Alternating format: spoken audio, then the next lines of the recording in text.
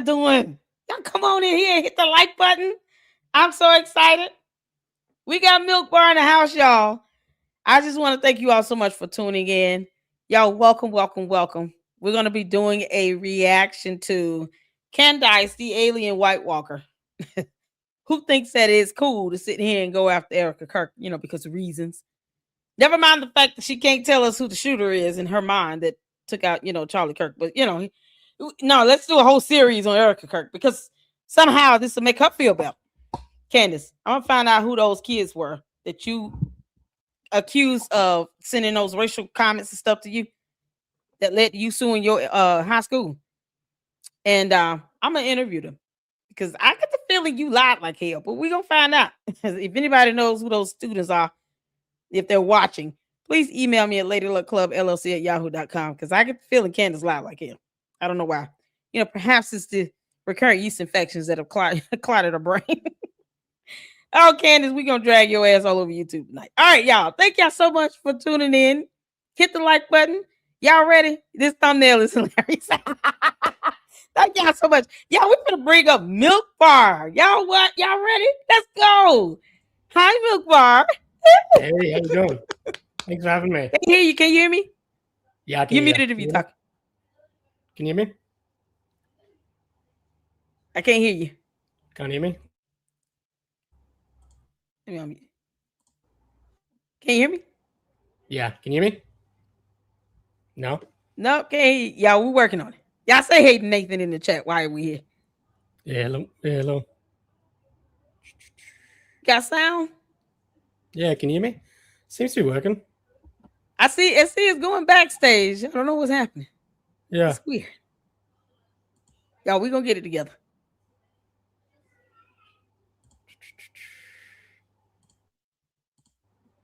How's that? Is there anything?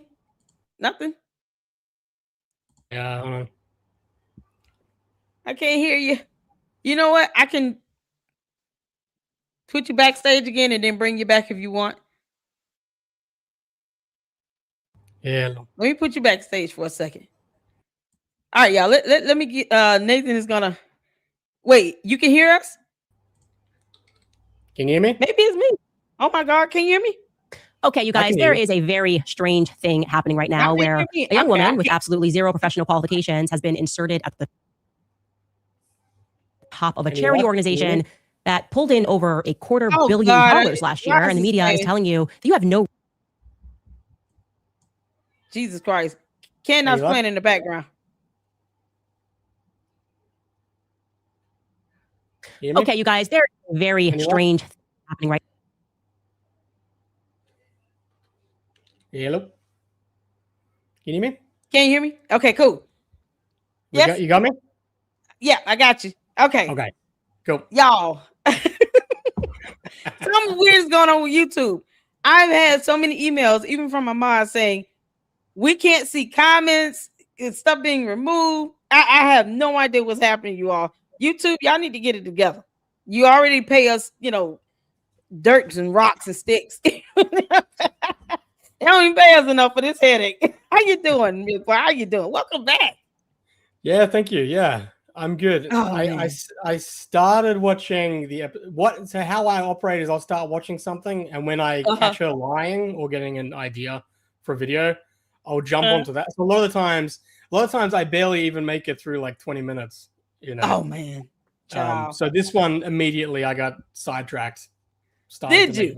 Is it that bad? Yeah. I mean, oh my God. I expected it to be horrible because she's going in on Erica Kirk. And last time you came to join us here in the LLC, we kind of touched on this. Her, having this, doing this, all this for PR stunt. She has this animus and venom, for Erica Kirk. And now this is playing out before our eyes. Y'all, we said this last year that it was going to happen. We called it. And now it's happening. And it's like, what? Why? Why do you think she's doing this? Before we get started, why do you think she's doing this? It was the only, it was always going to end up at this place. Really. Yeah. Ever since she got started, there was no doubt that I think we even spoke about this last time I was on, where it was clear that even Candace knew that she couldn't go after the widow soon after Charlie Kirk was murdered. Yeah. She had to bide her time. And so meanwhile, while a bunch of her rabid dogs, her cult followers, were starting to spread slander about like Romanian trafficking and all this crap, Candace was saying, "Oh, I see all this, but I'm ignoring it," because she just knew the optics were bad for her to begin attacking the widow. But it was as soon as Erica Kirk said, "Cut it out, stop." Yep. That was it. That was the moment where she was just like, "All right, well, I got to come after you now." And unfortunately. I mean, you'll see with this episode, even just starting it, she's branded this as like this new investigative series. It's just another one of her episodes. It's no different to what she was doing before. She's literally taken a week off, put out this cheesy trailer, but it's exactly she's resuming the exact same programming. This is a tactic she does all the time, where she can see the audience starting to kind of lull back to its medium watching range, and then she'll take a week off, post some crap, hype it, and then it'll go back up, and then start to dip back down, and then she'll just repeat over and over again. So she's aware now that if she attacks Erica Kirk, it'll do well for her viewership. Anyway, that's where we've arrived at now. Yeah, and his thing, this is what her base wants. She's throwing them this red meat. She's allowed her cult, I call them the candy asses, to overtake her whole platform. And whatever even if she was flat out lying, talking about, "Oh, I'm going to look into what happened to Charlie Kirk," we're nowhere near that now. It has gone so far left field. She doesn't even speak about the investigation that's going on in the court of law against Tyler Robinson. So much she could be speaking on with that and still get, the viewers and all of this stuff that she's doing. This is all a PR stunt for her. But yet, as opposed to you actually focusing on the court hearings, any allegations related to Tyler Robinson. No, let's go after Erica Kirk now, because in her mind, this is all for craps and giggles. This is fun for her. This is all a show. And I've always said this because I know you watching, Heifer. You do this and then you turn around and say, "But yeah, I hope TPUSA can put me on their payroll. They should hire me to be their PR person." Why? Wouldn't your cult be mad at you for that? Aren't they the enemy? You want to be on their payroll, because everything is blamed on the Jews. So why would you want Jewish money, according to Candace? If you're on their payroll, wouldn't that be what you'd be getting? It's the hypocrisy in that. It just goes to show, it highlights the fact that she's doing this as a stunt. It's all a PR thing. And the moment she gets sued or even gets hit with a cease and desist letter, now she's the victim. Now it's, you are the one that's asking questions. No, they're going to sue the crap out of you like the Macrons are doing. My favorite thing is that she said that there was an assassination hit out on her by the Macron that involves, Israel, and that this was connected to Charlie Kirk's assassination. She also said that, Charlie Kirk was a time traveler who had agents monitoring him. From X-Men. Yeah, that's right. Like all of this stuff is going on, but yet she's like, "Oh no, let's put all that aside and let's focus on how Erica Kirk had a typo with this teenage girl that she was helping her with this photo shoot with a Christian that her mum drove her to." That's where we should put our focus on. And that's the thing. You see this all the time. Like literally before Charlie Kirk died, the show was starting to like veer off into crazy. Macron was part of the Stanford prison experiments, like just cuckoo land that I think even her own audience was starting to get bored with. And then Charlie Kirk's assassination was just a gift from God, to her. Yeah, for her, yeah. And that's why she's just like, "I'm gonna sink my teeth into this, and I'm just gonna like just drain it dry." And so she's vocalized that, that she'll go wherever her audience wants to take her. And in many ways, like you said, her audience is her worst enemy because it is going to end her. It's going to end up with her in court, and she's going to end up getting Alex Jones. And I can't wait for it. Like I cannot wait. I know. I'm here for it now. And I know I asked you this last time. We spoke about how you felt about the Macrons filing a lawsuit, but now you see her in the same pattern of behavior with, Erica Kirk and TPUSA and everyone that works there. Now how do you feel about the idea, the possibility of Erica Kirk suing her? For essentially the same thing. It's the defamation of it all. How do you feel about Erica Kirk and TPUSA filing a lawsuit against her?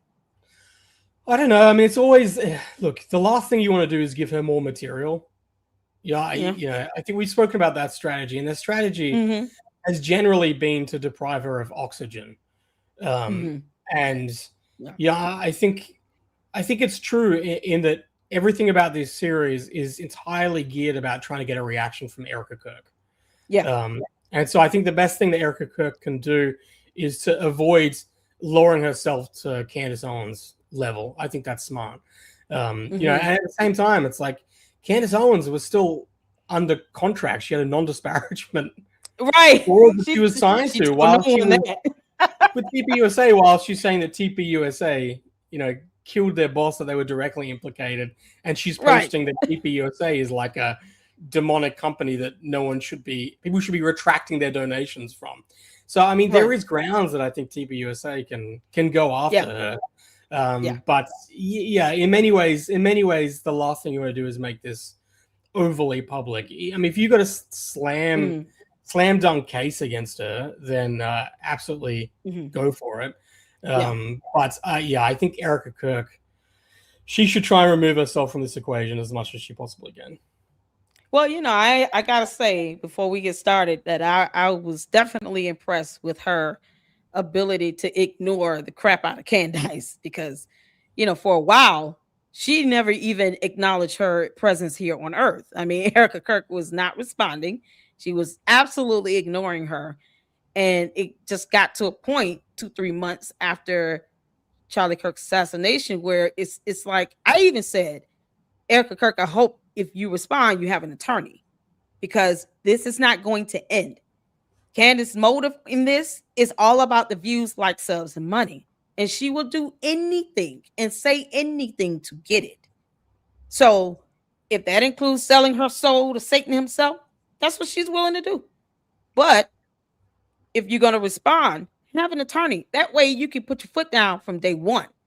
But it's Megyn Kelly felt like she had to intervene and set up some meeting. And then next thing you know, Erica Kirk's flying out to Tennessee with one other person. No one knows what really happened in there unless somebody recorded, and we just don't know that. But all of that, and we still end up at the same place. So going out there to Tennessee, having this conversation with her face to face, telling her to stop, leave me alone, leave my name out your mouth, leave my kid's name out your mouth. In so many words, it ended up just giving her that fuel. Any little response, even negative attention for a narcissist like Candace is still attention for her. And so going out to Tennessee achieved nothing. The only thing I can hope is that Erica Kirk did that to be able to say, we in good faith went to her home state, tried to tell her to cut it out, and she didn't. So now we're suing her. Like, that's the only thing I could hope that will come out of Erica Kirk going out of her comfort zone while she's grieving and mourning loss of her husband, the father of her children, to go fly out to Tennessee to have a meeting with this girl and then go back. And it's still, now it's just on steroids. It's like attack Erica on steroids. Yeah. Hopefully it's because she can say to the judge, Your Honor, I tried and she didn't listen because this helper kept going. So I hope that's what that comes out of it, because otherwise it was just it's a waste of trip, it's a waste of time, because look where we are, and now she's doing a series. I want to give props to TPUSA though, because I loved when they were saying we're gonna do a live stream, all your stuff, and they're like, come on if you want, and she's like, I'm game, name the time, name the place. And they're like, this is the time, this is the place. Right. And she was like, I can't do it. I love that they stood their ground. George said no. That was awesome. Yeah. I feel like that was the best thing they've done. Where they're just like, look, if you're here, you know, great. If you're not, no, we're going ahead without you. Absolutely. And I kind of wish that I think you're right. I think the Erica sit down was a bad move, unless you're right that it was a legal strategy. Right. I do kind of wish they went ahead with that, with that line. I know. Exactly. We could have all seen it. We would have all been able to hear for ourselves what's being said and exchanged. Candace would have had the golden opportunity to confront all of TPUSA face to face in person. But, narcissists are cowards. So it's idea of her doing that was so far-fetched. And, oh, no, I can't do that. We can do a virtual, though. No, go in person. But yet, somehow you found 4.5, 5 hours of your time when they flew out there. Thank you, Megyn Kelly, for doing nothing, you coward. You can't make this up. Even Megyn Kelly pointed out, it's like, how amazing is it that this widow who's now a single mom to these kids, and a CEO of this massive organization found the time to go and travel to sit down with this psychotic podcaster who's been profiting off her dead husband. I mean, that's incredible. Candace Owens can't spare a few hours to go travel. Exactly. Yeah. The irony of it all. So y'all, listen, we're gonna get started on this episode. Brace yourselves, people. All right. I guess I got to do a disclaimer. Yeah, I do. Demon seed is saying things. I've probably got about an hour. So just I'll give you a heads up. But yeah. Well, we will definitely try our best to get through this because I want you to be able to enjoy the full time with us. See how far we go. Oh my God. Do I have to speed this up? I always speed her up because she talks so slow. Oh God. Let me speed this up a little bit, you all. And then of course, for the sake of brevity, because we want Milk Bar to enjoy his entire hour with us. So let's get to it. You ready, Milk Bar? Yeah, let's do it. Y'all ready in the chat? Put a 1 where you can see and hear. Let's go. Now, where a young woman with absolutely zero professional qualifications has been inserted at the top of a charity organization that pulled in over $250 million last year. And the media is telling you that you have no right to know or to ask anything about her. The argument being made is that her husband was murdered. Therefore, she has a right to assume the position. And despite the fact that Turning Point USA is a literal charity, and therefore it's not even have to pay tax on that $250 million+ or pay tax on the alleged future billions that it's due to rake in thanks to a deal with a man named Pierre. Jesus. These talking heads are claiming that the public simply wanting to ensure the person who is running that organization is, I don't know, at a bare minimum, moderately honest about who she says she is. No, that inquiry makes you a monster. So I guess your job is to head to work 9 to 5, receive a flurry of unsolicited emails and text messages reminding you that Charlie Kirk, the innocent man that you watched be executed in broad daylight live, you're to be reminded that was her Charlie.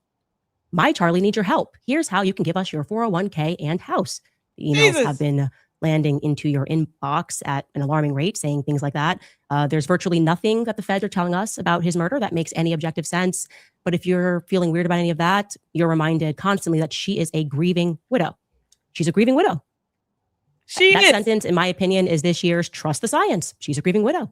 The mainstream media, of course, Zionists implied, are effectively telling you to roll up your sleeves and get the vaccine again, dopes.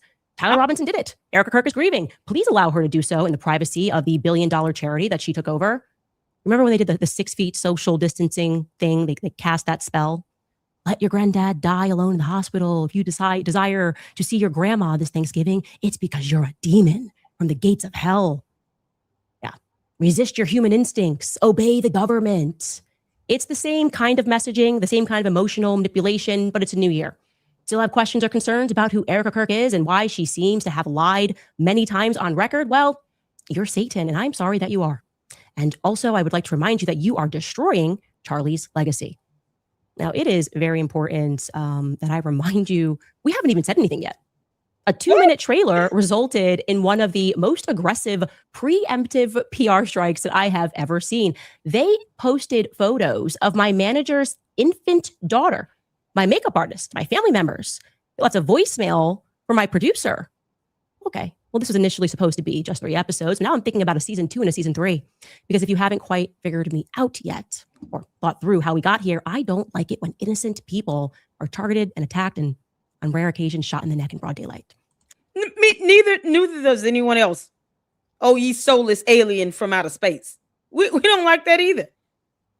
Yeah. This is my God, bro. Well, I mean, so this is what she does, right? She's continually referring back to COVID because she knows that she can tap that well with her audience to say, hey, you know, because she knows that her audience were all against the COVID response, right?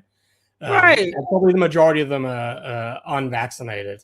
So she continually refers back to that because that's a button she can push to say that somehow Erica Kirk, being the CEO of TPUSA, and that attacking a widow is bad, that somehow that's related to COVID, somehow.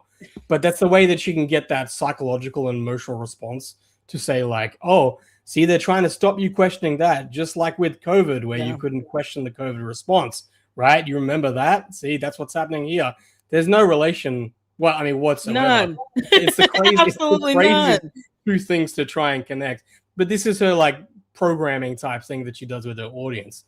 But the other thing, the thing I want to point out is that somehow Candace Owens and her cult has made it suspicious the fact that Erica Kirk and TPUSA has carried on the organization that was Charlie Kirk's life work. So somehow the fact that TPUSA has gone on to become successful after Charlie Kirk's assassination is suspicious. Not that it's something that Charlie Kirk would have wanted to happen. And somehow Candace Owens, a podcaster who has profited and exploited off the death of this person, that's not suspicious. That what she's doing is perfectly normal. Not the organization carrying on his legacy. That's suspicious. Right. But what she's doing, that's perfect. That's perfectly normal.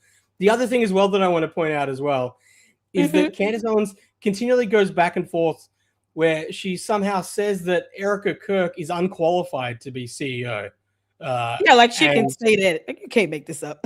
She says that Erica Kirk is unqualified, but yet at the same time, she also wants to continually say that TPUSA has been extremely successful after Charlie Kirk's death while Erica Kirk has been CEO, and that is suspicious.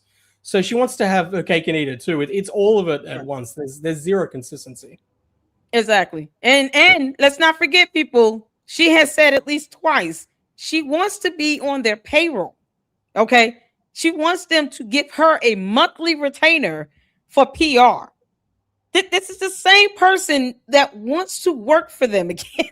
That was looking forward to, if you believe whatever she says, was looking forward to being reunited with Charlie Kirk on the stage with TPUSA. Right before he died, she was looking forward to that. But now it's, you all should not be giving them contributions. As if they weren't successful in doing well financially before he lost his life. You can't make this up. It's so sinister and vile to sit here, and yet she won't explain how she spent over $500,000 on security with Blexit, or why she ran them in the hole about $1.72 million, or why LLCs connected with Blexit somehow was also connected with Parler Inc. with George Farmer not having a successful company either, because Kanye West didn't buy it at all. So this is the same person saying all this stuff.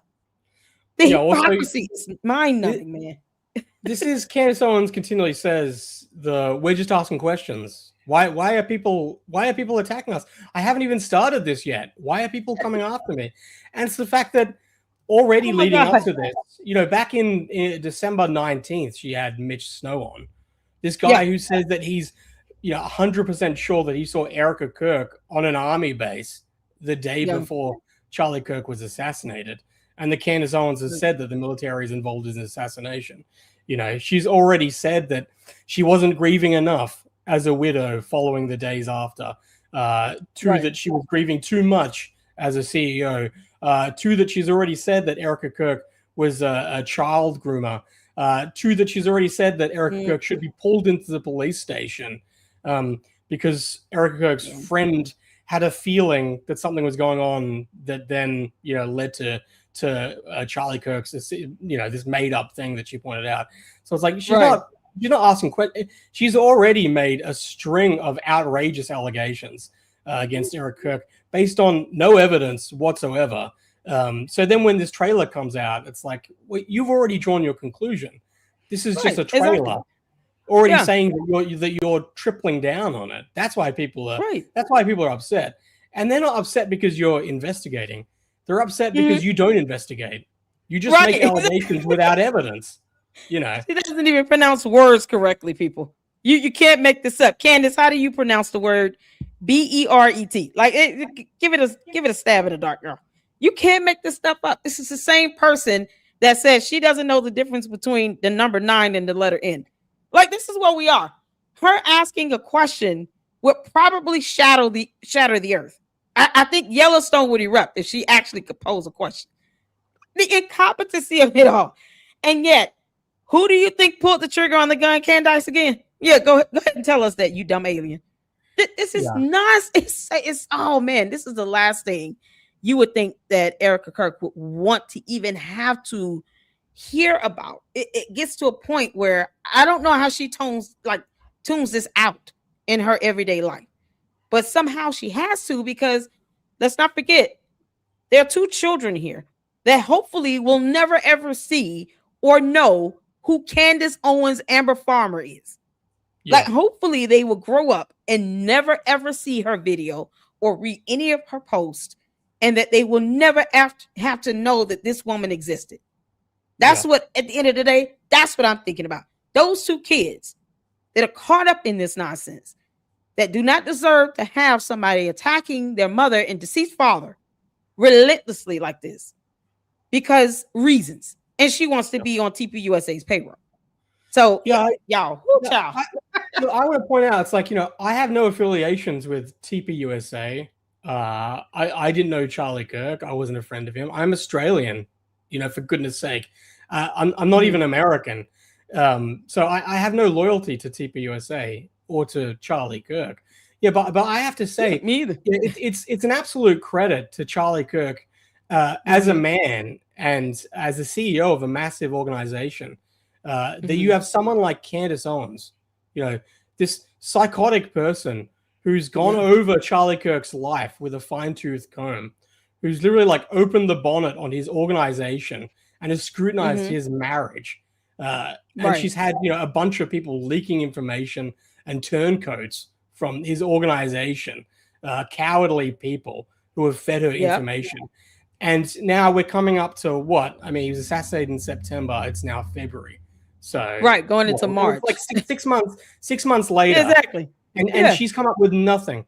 She's come up with nothing to be able to actually legitimately attack him on his marriage, on his organization. Nothing. There's nothing there. That's an absolute credit to who Charlie Kirk was as a husband, as a father, and as the builder of this organization. That's incredible.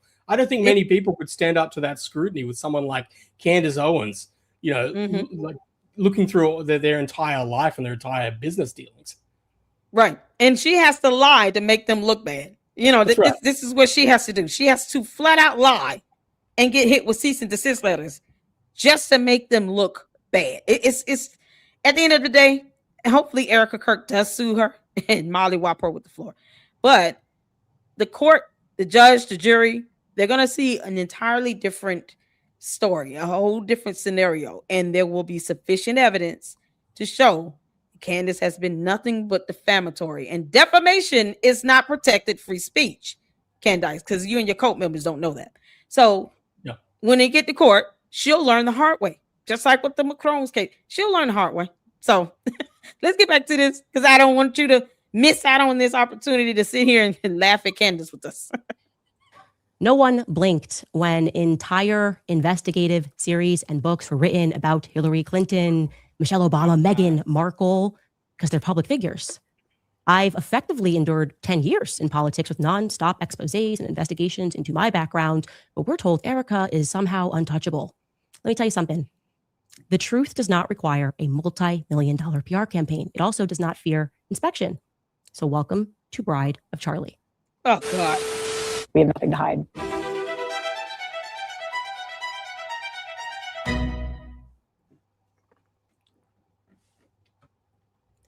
Where should we begin in the story? I think maybe with just a blanket statement. Something is not right with Erica Kirk. And despite a most aggressive influence campaign, which at one point even included a signed letter from the Secretary of Treasury assuring us that Turning Point is above board, an amazing organization, and despite, in addition to that, a flurry of homosexual men making over dramatic videos about sheer evil,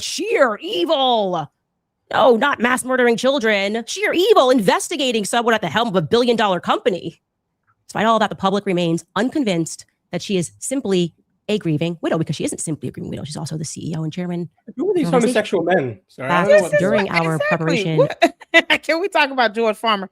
Let me tell you something. You talk about Milo, her little pit bull. Okay, a Catholic priest. Because she's Catholic.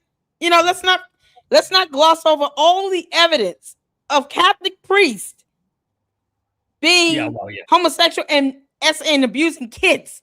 You can't. This is girl. I know. She wants to go on about boy, Israel. Candace. Israel, but why don't you talk about the Vatican? Oh my God. Thank you. Let's start with them. We're not gonna overlook centuries of Catholic priests doing this to kids, but yet she sits here and gloats and touts. I can guarantee you, Candace would never leave her children with her Catholic priest alone.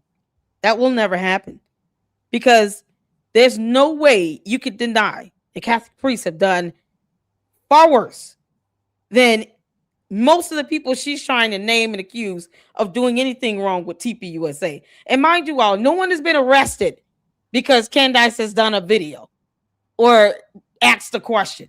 There's no legal consequence that anyone has suffered because she put out a hit piece on anything and actually produced any evidence to prove that someone has done something illegal. No one has gone to jail or been arrested because of Candace Owens. And it's not going to happen. This is mind-numbing. Okay. All right, come on, you evil White Walker. For this series, an investigative journalist named Elizabeth Lane went viral on X because what she authored about Erica was brilliant. It just was objectively brilliant. It gave voice to what millions of people worldwide were feeling, but didn't exactly know how to express. And I'm going to read you her words in their entirety because I think it's very important, okay? Elizabeth Lane wrote, I'm going to be blunt. I have reached... What'd you say? Do you know who Elizabeth Lane is? No, I don't. Who is she? This is this Georgian Putin puppet who she gave an interview. She gave an interview with Tucker Carlson a couple months back, and she had no following whatsoever. And it's one of the cringiest interviews I've ever seen, where she literally sits down and she's like, what is love? What is love to Tucker Carlson? And she's like psychoanalyzing Dan Crenshaw, saying like, oh, he was like hurt as a child and that's why he's lashing it, blah, blah. Anyway, so I mean, she's going to read out this full long post that's literally just like psychobabble with this Putin puppet who's attempting to psychoanalyze Erica Kirk. Now, the fun thing to do with this is literally replace Erica Kirk with Candace Owens, because she attempts to diagnose Erica Kirk as a psychopath, and literally everything she says here is 1,000 times more appropriate with Candace Owens. Oh, okay. So we'll do that. We'll just pretend every time we see Erica Kirk, we see Candace the alien's name in here because she admitted to being an alien at least. Yeah, but strap in. This is a long, dull. Oh God. All right, y'all ready? We're gonna get through this. Hold your breath. To the point where I find Erica Kirk to be deeply disturbing, not because of rumors or gossip, but because of consistent, observable patterns of behavior. To be clear, everything I say in this post is my opinion. I am not claiming this is a fact. I am saying this is what I think Erica Kirk is. I come from the world of acting and modeling. I have spent years around social climbers, opportunists, image curators, and people who treat relationships like ladders. That is why I left that world. Most of these people are shallow and harmless. A few are dangerous. Erica falls into the latter category, not because she is just ambitious, but because of how calculated and performative her ambition appears to be. I believe she may be a psychopath. What stands out immediately is the reaction that she provokes in other people, which is very common with psychopaths. Across the board, including people who support her publicly, the private reaction is the same. It's, I can't watch her. It's not a criticism. It's just a physical discomfort. People turn off interviews because the presentation feels artificial to the point of being unbearable. Let me explain. That kind of response does not happen accidentally and does not happen often. Research in psychology shows that humans are highly sensitive to emotional incongruence, mismatches between a facial expression, tone, and content. When the effect appears simulated rather than genuine, the brain registers it as a threat. This activates discomfort and avoidance, even if the person cannot consciously explain why. So many of us felt this way, but we could not explain why we could not watch her. Studies on psychopathy, particularly those building on the work of psychologists like Robert Hare, describe traits such as a rehearsed emotional display and shallow affect. These traits can create what observers experience as an uncanny interpersonal dynamic. The discomfort arises. I'm sorry, did y'all hear that? Psychopathy. Candace, you still haven't learned how to read out here. And people want to shut it off because most people rarely encounter extreme affective mimicry in everyday life. So the brain struggles to categorize what it is detecting. Erica is attractive enough, and she had every tool in her possession to sell this organically, except for one thing: emotion. The entire story of what happened could have helped her sell this fully. She really would have been the last person on earth to be a suspect, if not for the FBI's terrible mistakes, Turning Point USA's lies, and her very fake performance. Plenty of attractive, ambitious women move through media spaces without triggering that response, even though we know what they are. This is about something else, an extreme disconnect between presentation that she puts out and the perceived authenticity. Erica is not the archetype of a model actress seeking money and fame and then settling into a quiet life with a wealthy, good-looking husband. She is the wolf type who wants to be in the place of that husband. She is not born for a supporting role. She's a decision maker. She appears to pursue proximity to power, moving fluidly between television, nonprofits, branding opportunities, and ideological spaces that maximize her exposure. Her previous partners are guys that women like her would date. Muscular Jack. What'd you say? Who does that sound like? Yeah, that sounds like Candace. Candace, is George gonna come out the closet and demand that you make him a sandwich? How's this gonna go?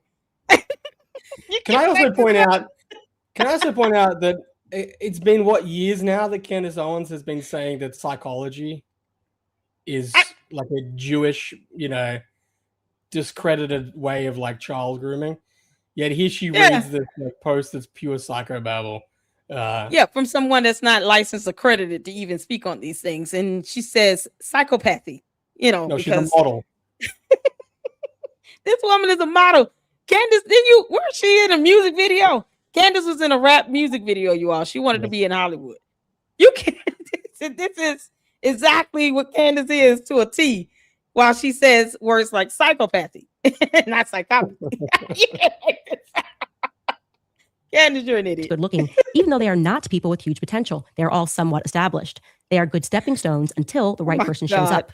Now looking at her previous partners, I would say that Charlie probably was not her type visually, but he was exactly what she was looking for in a man: potential to be a great power. What Erica was looking for is the same thing Hillary Clinton was looking for when she met Bill.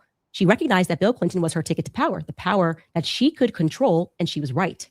She realized that she could create a great brand out of him and herself, and they still are a brand, the Clintons. No one in this world can say that those two love each other.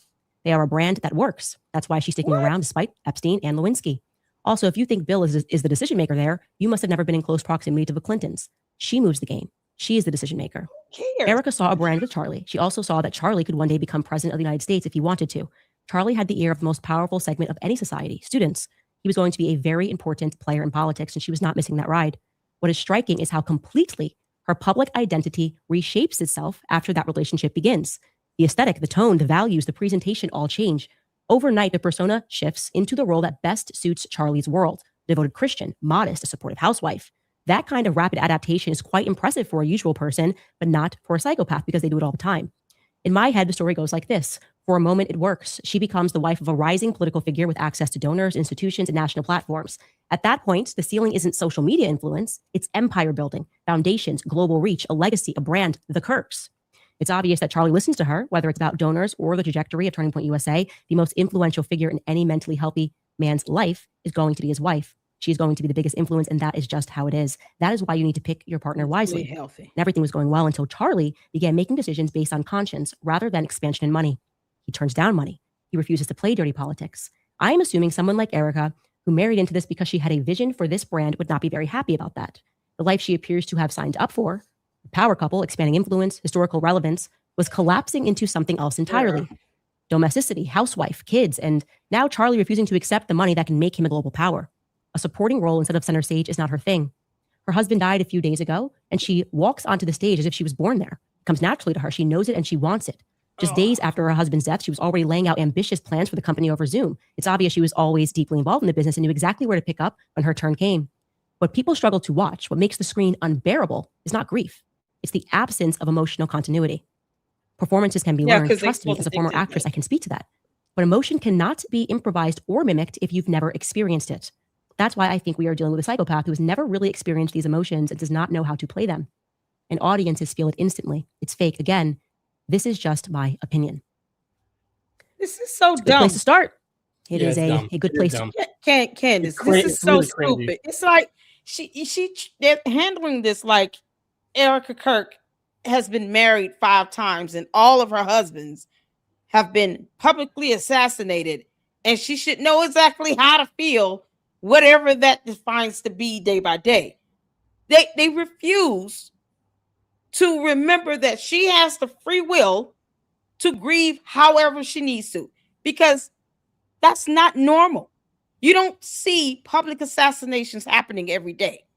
So to say that her grieving process is not valid because she's not acting the way we think she should be acting because her husband was publicly assassinated. Well, Candace will so far can't say that at all. And I hope she never is able to say my husband was publicly assassinated.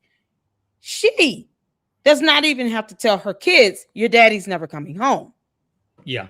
You got these morons sitting here leaving 13 pages of nonsense. My God. I've done a video where, Candace is criticizing her because she says she's too emotional to be CEO. And then she plays a leaked video call, voice call where she's saying, look, she's not emotional enough as a widow.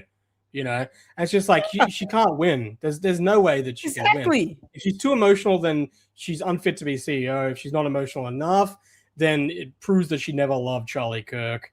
I love this. I love in this post, she goes on this tangent where she's like, Erica Kirk mustn't have been happy with the direction that Charlie Kirk was going. And she says it like Charlie Kirk was giving up all his money and becoming like a missionary in Africa. And it's like, I was like, when did this happen? And the guy was still head of TP. He was like, I'm sorry, I missed that with the point where he was, becoming like a pauper. Like, as far as I was aware, he was still the head of an extremely successful organization. He was standing by his convictions to have Tucker speak, which led to some donors pulling some donations. But that's all that I could see. As far as I'm still hearing rumors that there was agreement that he was going to be running on the ticket for the Republican VP nomination in like 2 cycles time. So this idea that Erica Kirk wasn't happy with the direction that Charlie Kirk was taking their life makes 0 sense. But it's thrown in there because they just want to kind of softly implicate that Erica Kirk was involved in the assassination. She wasn't happy with the way things were going. But it's stupid. It's so crazy. It is. And it's like you can't say what was going on in their marriage. You weren't in their household. Candace does not pay her mortgage. She does not have to take care of Erica Kirk or those 2 children. She doesn't have to pay her bills or feed them or clothe them or anything. She is literally a non-factor in the life of Erica Kirk and those 2 kids. None. Like I said, I hope that these 2 kids grow up and never learn who Candace Owens is. It would be best if they never, ever know that she walked this earth and exists. Period. Like, that is so crazy. You can't speak for what was going on in their house because you weren't there. As much as you want to be Candace, because we all know you were in love with Charlie Kirk. As much as you wanted to be the ace boom boom, you weren't. He didn't pick you. It's all jealousy and envy as if she knew exactly what was going on in their marriage. And yet she can't produce 1 post to show that her and Charlie Kirk had anything going, any conversation or a semblance of a friendship happening at least 1 year prior to his death. If they unfriended each other, that goes to show how much communication was even transferred between Charlie Kirk and Candace. They weren't even talking. Yeah, there was do you see that where she was analyzing the night before Charlie Kirk was assassinated, what was going on at their house? where she was saying that their toddler woke up at 2:45 a.m. in the morning. That's strange. Baby. That must be the toddler woke up because they were fighting. And then Charlie Kirk had to get up at 6 o'clock. So Erica, said that you should go back to bed and I'll take the kid, but he slept in the kid's bed. I mean, that's really like all this kind of stuff where it's like, this just shows that you are in a loveless marriage. And you have a nanny, that you do not take care of your own kids. I mean, it really just exposed her as an ice cold psychopath. Exactly. Is it, George? Wave the white flag if you need help. It's okay to come out that closet. I mean, my wife and I have got a 3-year-old, so the same age as the Kirk's kid. And it's like there's nothing odd at all in the way that she was explaining it, and it just proves that you're the one who's actually you're not human. And she said it herself. I feel like I've been a bad mother and neglected my kids because I've been crying so much. I'm sorry. At some point, your husband should be intervening and saying, why are you still obsessing over another woman's deceased husband? At some point, you've got to get back to pretending to be George Farmer's wife. Because what in the world? No one should be obsessing this much. But this is her words out of her mouth. She's the one that says she's absolutely obsessed with this. So that lets you know her state of mind right there. Whatever obsession looks like to Candace, it is what it is. But it seems to be, it's going into this danger zone where I don't put it past Candace, where she will not do something harmful to Erica Kirk and these kids. If that's what her cult members want, and they get dark and sinister, evil involved, even worse than they already are, I don't put it past her to go and do something to Erica Kirk, and I'm saying it. So I know. Like you had the guy who was killed at Mar-a-Lago, because he believes that Trump was, is like protecting all this child abuse and everything because he's born to this hysteria. It's the same thing. I think that's the important thing to point out. Like Candace Owens is a psychopath. Like that's clear. There's no way that Candace Owens will ever change. But the real danger and the most disturbing part of all of this is how big her audience is and how rabid they are at following her and completely detached from reality. I mean, that's the scary thing. That's the thing that can have real life consequences where people actually can be hurt. Yep, absolutely. So let's get back to this because I definitely want to, make sure you're able to oh Lord, God, y'all let me know if you. I understand if you gotta go, but this is crazy, Candace. This is horrible of you. Start because there are a lot of things that Elizabeth said there that I think I am going to be able to prove. No one cares about it. Adapting her personality to suit the people that she meets. The lies that she tells. I've done a lot of work here speaking to ex-boyfriends, speaking to old classmates. I really wanted to get a sense of who Erica was. And also, in a word, yes, I concur. There is something about her. I don't know any single personality in the media or politics that has had the same effect that Erica has had on people worldwide. She's a rare bird, okay? She has actually managed to unify the left and the right on a single perspective. Think about that, how amazing that is.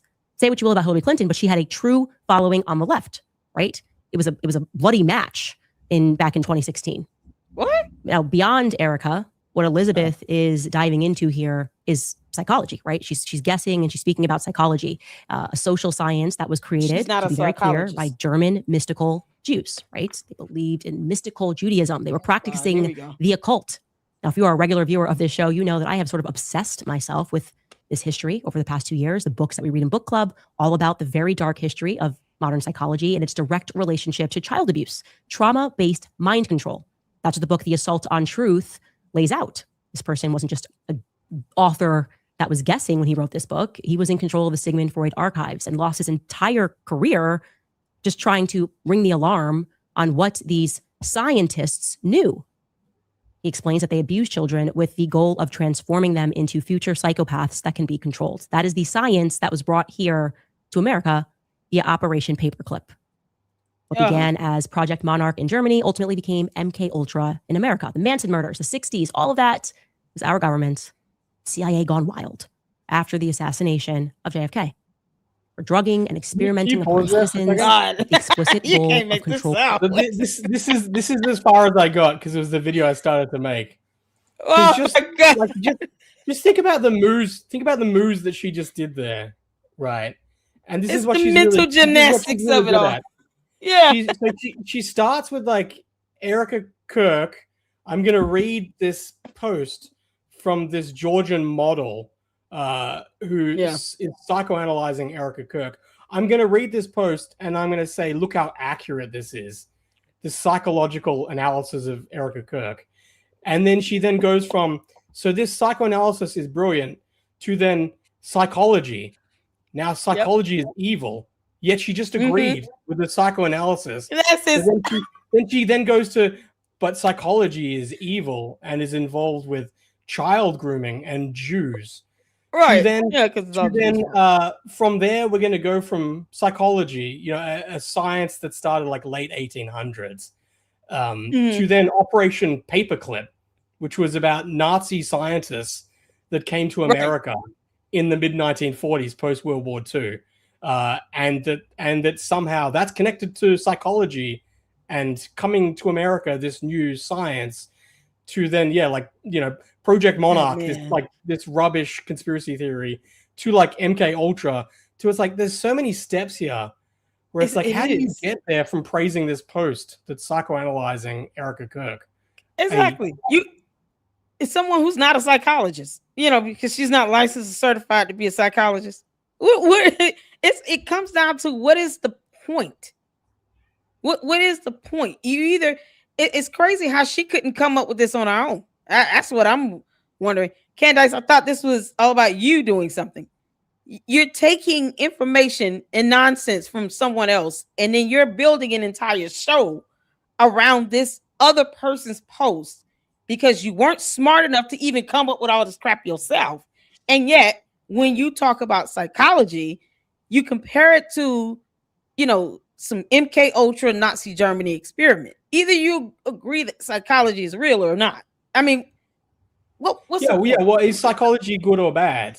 You know, and that's the thing. It's like Candace Owens' whole entire premise, pretty much since she started her new show back in 2024, was that psychology is bad because it's, you know, created by Jews and linked to child abuse. But yet in this post, you know, she begins with saying, look, I'm going to praise this psychoanalysis. But that's where, this is how she operates. She wants to get to this dot here, where she wants to infer that Erica Kirk is somehow part of MK Ultra program. So then she needs to then somehow connect it with like psychology. It doesn't matter that she begins with praising psychology and then immediately contradicts herself. It doesn't matter. She'll keep moving fast enough that the audience doesn't actually, you know, they're not paying attention, not going to question her, so they just go along with it. So then they're like, okay, cool, all right, we're back onto the MK Ultra thing that we always do. Great. Eric Kirk is involved with MK Ultra. Cool, go, Candace. You know.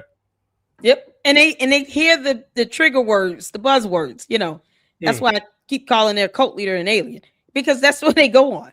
You know, they'll hear me. I can read some facts that I research and pull up, but the moment I say Candace is an alien, then that's when they go crazy in the chat, and then they still misspell her name. So this is what her cult base look for. They hear those trigger buzzwords. It's that mental gymnastics. And because she's not thinking twice about any of this crap she's saying, because it's pre-scripted and pre-recorded, they don't think about it at all. They don't even want to think that deep and hard. Most of them can't spell psychology. Yeah. And this is what they yearn from her. It's so, this is so invigorating. She's so smart. Yet she can't tell you the difference between the letter N and the number 9. So her base feeds her this nonsense, and she just gives it right back to them. In their world, it doesn't have to make sense. But yet they get mad at us for clowning her out about it. It's just, you're sitting here just throwing out trigger words and red meat to your base. Nobody's reading anything. She's not reading a book. She's probably listening to the summary of it. That's she ain't reading anything.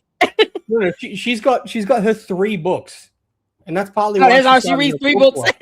Because she's got her 3 books, and literally everything can conform to those 3. She's like a child, you know, like a child reads one thing, and then like everything is related to that one thing. That's what she's like, because she's so because she's not well read at all. So, so her entire, like, she has this universe that she's created now with her audience where everything is connected to the book Chaos, the book Assault on Truth that she just mentioned, Assault on Truth, where she always has a pre-programmed talking point. The guy who wrote Assault on Truth was the head of the Freud archive, who was fired because he discovered that Freud was hiding child abuse. He was fired because he started attacking Freud, and the people collectively said that the guy completely went off base from what is actually true about Freud. But that doesn't matter, Yeah, never mind it. And then it's like, what is it? It's like Hollywood Babylon, and then it's like Sigmund Freud and like Jewish mysticism. That's it. Right. That's all she's read. And so everything can just apply to that. Erica Kirk, Brigitte Macron, it's all, we can all just find a way to plug in these pre-programmed talking points that our audience, is already well aware of. Right. And it keeps her from having to learn anything new because, they're not interested in that. She is literally feeding them what they're demanding, the stupidity of it all. This is it. Candace, if I read to you Green Eggs and Ham by Dr. Seuss, I mean, are you going to recreate your whole world on that? Maybe we should read Green Eggs and Ham and then see how that goes. Because obviously, if that is her MO in life, this is why she's stuck on stupid. This nonsense here. And oh my God, you said you're homeschooling, Candace. You can't make this up. So these poor kids, are they going to ever learn 3 times 2? This is the extent of her intelligence right here. Centered around somebody else's post on something that she can't even tell you what she even agrees to when it comes to the world of psychology. She has no stance on that. She doesn't care. Bobby, she's the definition of the Dunning-Kruger effect. Where she gets a little bit of information and then she thinks that she's, that knows everything. Exactly. And is completely just unaware of how purely ignorant she is. And she's absolutely the kind of person where the only thing that she reads and informs herself on is things that will confirm the thing that she already believes that she knows. She'll never read, Anatomy of Truth and then say, okay, well, what's the criticisms of this? Right. What are the things that actually debunk this? And then let's weigh it up. Let's see where we arrive once we've actually, antagonized every argument. She'll never do that. Right. It's entirely just about confirming her bias. Yep, there you go. I was about to say that. It's the narcissism that just has to have this confirmation bias where it's, I don't care if anyone is critical of it. This is the only way I'm going to see this. This one view, that's it. No thinking outside the box. No expanding my horizons. Nope, just this confirmation bias of this one thing. And when you're a narcissist, they have to feel like they're the smartest person in the room. So you can imagine everyone else around her in the room, her code base, have to be dumber than her because she has to be the smartest person in the room. So congratulations, Candy Asses. All of you are dumber than Candace Owens. You should be so proud. You can't make this up. Let's get back to it. Minds, social engineering. I told you I was going in. People get into a formation. These are indisputable and historical facts. This brought forth the dawn of serial killers in America. Too many of them with curious ties to the military. Yeah, MK Ultra was a military grade program. We don't care. Truthfully, behind every unthinkable crime is a deranged psychologist and a prescription cabinet. If you think that MK Ultra ever stopped, I hope that the Epstein files and the stunning defense of the Epstein files from our quote unquote elites helped to shatter that illusion for you. We discussed MK Ultra during the Kamala Chronicles. Emmanuel Macron, the president of France, is suing me for merely mentioning MK Ultra on Tim Dillon's show. No, they're suing you for lying. Why is the president of France, who himself is a victim? It's like I've done compilations where you look at the Becoming Brigitte, and it's nearly every episode. She's inferring that Emmanuel Macron is a Manchurian candidate that was part of the MK Ultra program. So she just lies. So she does that. She does the series where over and over again she's inferring that Emmanuel Macron might have been part of the MK Ultra program. Then when they sue her and reference that, she then says, "Why are they bringing up MK Ultra? I never said that. That's suspicious."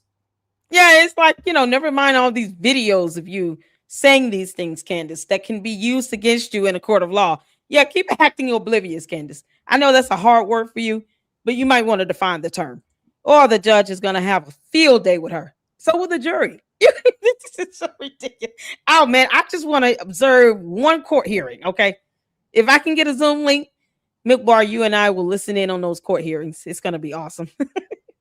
So, of minor sex abuse, so concerned about that conversation being opened up. oh, Independent study into Sigmund Freud and what he and his colleagues were doing in Vienna is crucial for you to understand what is going on in this world and the way that the world works, okay? Now, pivoting back to Erica and her story, I will tell you my personal opinion and my experience with her. What alarms me about Erica isn't so much the fact that she lies, which we will prove to you over and over again, but it's also the fact that I don't know that she's aware that she's lying. It's almost as though she doesn't remember. Like the version that she's telling us today or yesterday was just recently downloaded into her mind. I'm sorry, what'd you say? What does that sound like? She doesn't even just like, remember if she's lying. She's lying. That's okay, Candace. The jury will have a field day, tell you exactly what you lied about when it comes to Macron's. Erica Kirk, girl, if you don't sue her, I don't know what to say. If you gotta sue her, because that's the only way she's gonna only pay attention if you take her to the court of law. Right now, she wants to suck everybody into the court of public opinion. See, certain things just can't be duped out on social media. Certain things you just gotta take to the court of law. And that's her nemesis. That's her Achilles heel for Candace. It's the lawsuit. It's the idea that she's being held accountable according to some legal standard. That's her weakness. So sue her. And then tell all the Candy ass cult members to kick rocks, because they're probably going to fund her attorney's fees either way. But sue her. And then let the law help her understand what a lie is and why defamation is not protected free speech. Just sue her. At this point, that's all you can do, because this is ridiculous. Thinks it's true, like a faulty memory or something. I'm saying that I'm not sure if she's fully aware that she's lying, because it's like some of the lies are so stupid. She's just sort of going. Prove it in court. I want you to also know, by the way, of course, we reached out ahead of this episode. We reached out to her specifically with just 4 questions pertaining to past statements that she's made that do not appear to align with the reality of what we have discovered. Okay. For example, here's just one example. We are told that Erica Frantzwey was raised by a strong, independent, entrepreneurial, single mother who taught her how to be a good Christian, a devout Catholic mother. Lori Frantzwey, right? As an aside, that this Catholic mom, who am I to judge Catholics, but she's been married 4 times that I can see. We'll talk about that more down the line. More importantly, though, you will recall that Erica sat down for an in-person interview with the New York Times days after Charlie was publicly assassinated, and she confirmed to them that the least traumatizing part about Charlie's assassination was the prospect of her now having to raise her children alone. She wasn't traumatized by that idea because she had seen the example set for her by her mother growing up. As People magazine later echoed, quote, Erica Kirk has learned a lot from her mother, Lori Frantzwey. After welcoming her daughter in November of 1988, Frantzwey divorced Erica's father, Kent Frantzwey, and raised her as a single mother in Scottsdale, Arizona. Lori spent nearly 2 decades working for General Electric before founding multiple companies in the network security industry, according to her LinkedIn. So you can see they're seeding the public with the idea that you can raise kids and be a single mom and also be a CEO. And she acts as if Erica Kirk could control her parents' marriage. People get divorced. People end up having to raise their kids alone. It happens. Why is this somehow, being Erica Kirk catching the blame for what her parents went through? What are you talking about? And yet her mother turns out to be successful and have these companies. And oh no, how dare you get divorced and raise your kids as a single mother and actually make something of yourself? How dare you? Like what are we doing? And what she's doing is that she's saying, look, Erica Kirk is a feminist.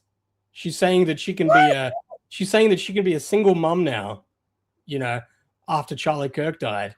See, look at her. She's trying to program the world to say that it's okay to be a single mom. What the heck? I mean, mother didn't have a choice. Some people probably want to get remarried and they just don't. It may not ever happen again.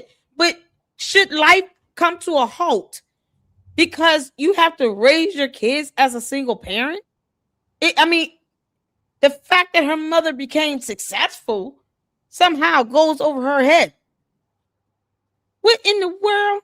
And she's married 4 times. Candace, so what? You're in a lavender marriage, allegedly. So what's the difference? I don't get it. You can't, man, this is beyond me. There's no point to this. She's just trying to, like I said, she's got to say the worst of the worst to make her look bad. Not that she has any evidence that proves that she's done anything illegal. Let's keep that in mind. None of this is illegal. It's just character assassination. That's entirely all that she's doing. Plain and simple. Oh, boss babe it. Okay. The only problem is that it's just not true. Erica was not raised by a single mother, like at all. Erica's father, Kent Ronsfay, by the way, he's Kenneth Ronsfay, but he goes by Kent, was always in her life. So much so that for entire years of her childhood, Kent was actually a stay-at-home dad. So almost the exact opposite thing was true at one point. Now, you don't have to take my word for it. You can actually take Erica's. Take a listen. Here. Hold on. I do not want to knock the stay-at-home dads. I do not. There are some who had to temporarily have to switch that role. That happened to my parents a long time ago. Granted, again, they got a divorce, so that probably falls into your bucket. But I am an anthropologist. But my dad was a stay-at-home dad for a few years, and I got to say, it was really sweet and really special. I was 4, but that was... Of course, it's not an indictment of the morality. But if you're saying from the get-go, I want to be a stay-at-home It is a imbalance. dad. It's an imbalance of nature.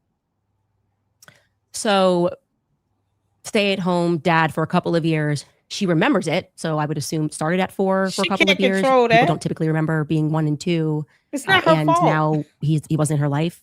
To be clear, Erica was 10 years old when her parents divorced in 1998. So her father was very much a part of her early childhood, and he did not stop being involved in her teenage years either. I've spoken with classmates, past boyfriends, and people are generally bewildered as to why Erica is now publicly representing as though she does not have a relationship with Kent, the man that she claims is her father, at least. Or also something she fails to mention is that even if you removed Kent, Erica was raised with her stepfather in her home.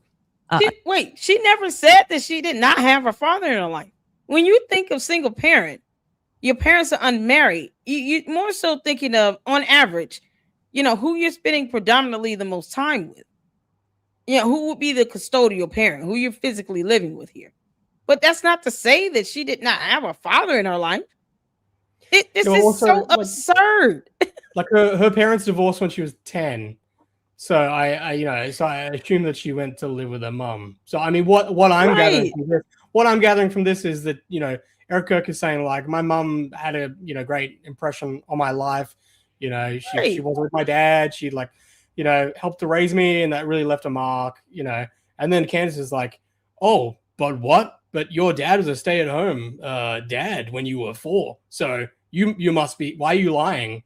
Yeah, but what's so crazy? There is no lie here. There is no contradiction. It's no lie. Exactly. She's not saying that she never saw her dad or didn't have her dad in her life. What I find baffling is, Candace, when are you going to tell us where your parents were during your childhood? Because you don't talk about your past life at all, if anything. And all you've done so far is lie about your education, because she claims she has 2 degrees, to which she has not proven. But yet somehow she wasn't raised by her mommy and daddy. And yet, are we supposed to? So now we're supposed to think that she's going to be deformed? What? There's no purpose to this, especially when your background is not squeaky clean, Candace. You weren't raised solely by your parents. Where was your mom and daddy at? This is crazy. I mean, all she's doing is, oh my God. She literally segued from MK Ultra to now what she's trying to do is say Erica Kirk is lying about her childhood, to then be able to move towards painting a picture that somehow Erica Kirk is involved in shadowy government. I know, right? MK Ultra, single parenting, divorce. Y'all hear this? All these things line up somehow. I don't get it. You had a mom. You talk about your mom, but you also had a dad. So what's that? Right. What's that with? Why are you lying? Right. But Candace lied twice on her show about having 2 degrees. She said she went back to school and got 2 degrees after dropping out. She said that in her shows, and I've done videos on that. You can't make this stuff up. So Candace, when you are ready to tell us about your parents, then we'll pay some of that any attention. But as for now, we don't give a damn about the point you think you've proven. Girl. a man named Larry Ginta.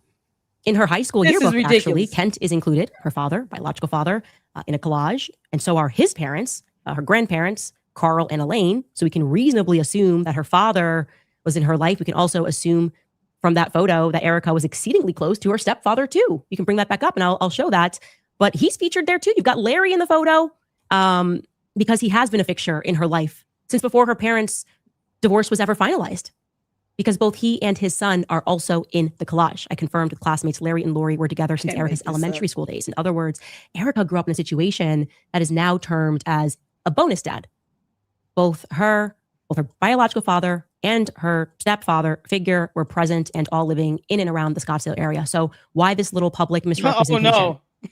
I would be super offended if I was a stay-at-home dad. And then suddenly you've got someone saying, I was all alone. My mom did it all by herself. Now you will see throughout this investigation that there are a lot of little wrinkles like this in Erica's story.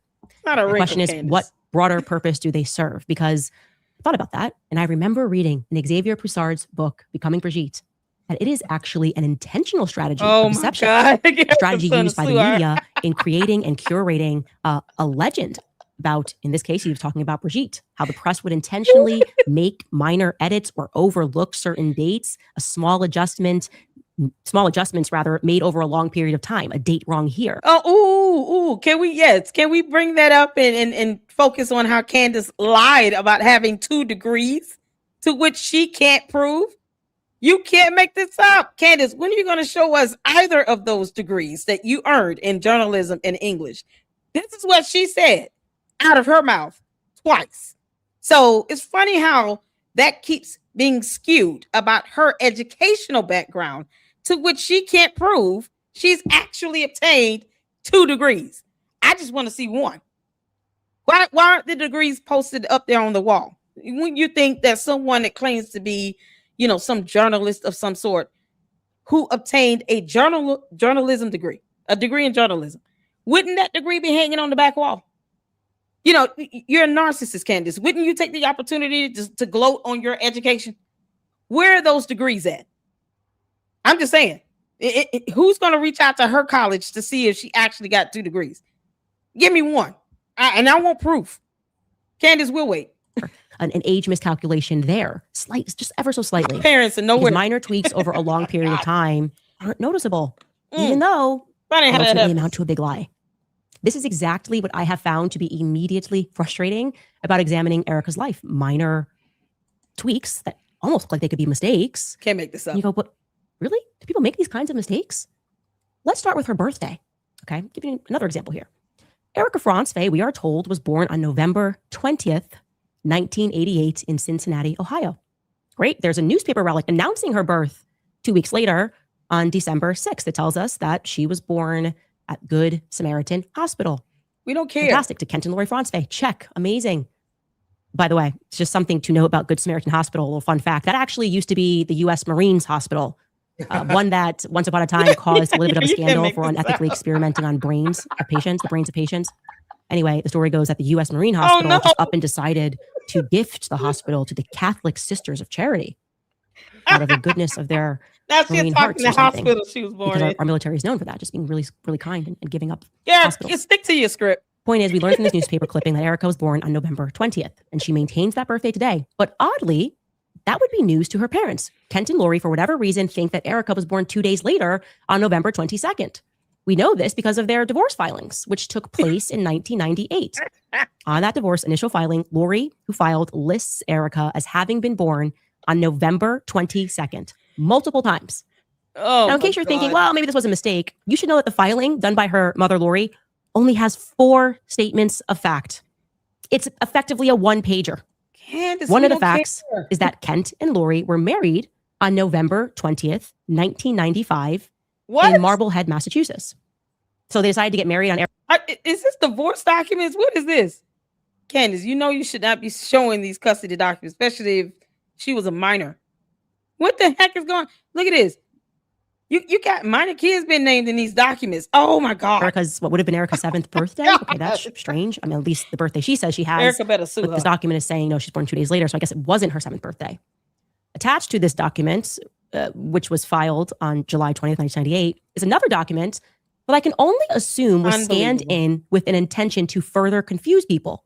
It's a separation agreement, which is not notarized. It's not dated. So it's almost not relevant. And it completely edits the date of the marriage between Kent and Lori from November 20th, 1995 down to November 7th, 1982. A casual 13 years and 13 days wiped out. Okay. Like I said, you can just ignore that because I think that document was just put in there to confuse people. Take it from me. I'm a notary, one in the state of New York, although my license is expired. You can't just skip over a notary So you're not portion of a notarized. document and just be fine with that. In fact, we decided to dig through Ohio law and other publicly available divorce documents to see what they look like, and they are legitimate. And here's a Why? side by side, so you can see on the right is what is scanned into their file with totally different dates, and on the left you can see that that's what it should look like. You get it notarized, okay? Milk Bar, why do we care about these people being divorced? Why does she care about this? This is not something that Erica Kirk could control. She could not control her parents getting divorced. Why do we care about this? Candace, where are your 2 degrees again? You know, you're going to give us the background on your parents not raising you. You can't make this up. But you take this as being mean if you want to. I don't care. Candace is sitting here digging up Erica's parents' divorce documents where no one needs to see this. We don't need to know any of this. This is not furthering anything regarding the assassination of Charlie Kirk at all. We don't care. The judge and the court of law will not care either. Erica, please sue her. Because that's, you know. Did you watch any of her Kamala investigation? No. I mean, that's a trip, right? Seriously right now. No, I've never seen them. The investigation is to not only prove that Kamala isn't black, but also that she's Jewish. Oh my God! I thought she was Indian. It's just this like BS for episodes on end, just going back through her family tree, just trying to like pick at whatever she can pick at to undermine whatever, so she can like push this thing. I mean, this is the thing. It's like, I mean, how many of these legal documents can you find where there's all sorts of mistakes that have happened that people just haven't caught, for whatever reasons. It's rubbish, but the agenda is to just plant that seed that Erica, all of her life is fake, and there's something shadowy going on here that explains why there's all these mistakes. And the worst part is, here's the thing: Candace, not knowing anything about the law, does not know that you can submit drafts of settlement agreements or court documents, even a proposed order. If there are issues or errors, you can actually provide corrections. So the court does understand that people do err. If there are errors in proposed orders, you can edit them before the judge signs it. That's how you end up with maybe a signed version being different from the proposed version. But because she doesn't understand this concept and she's an idiot, of course she makes it seem as if they lied. No.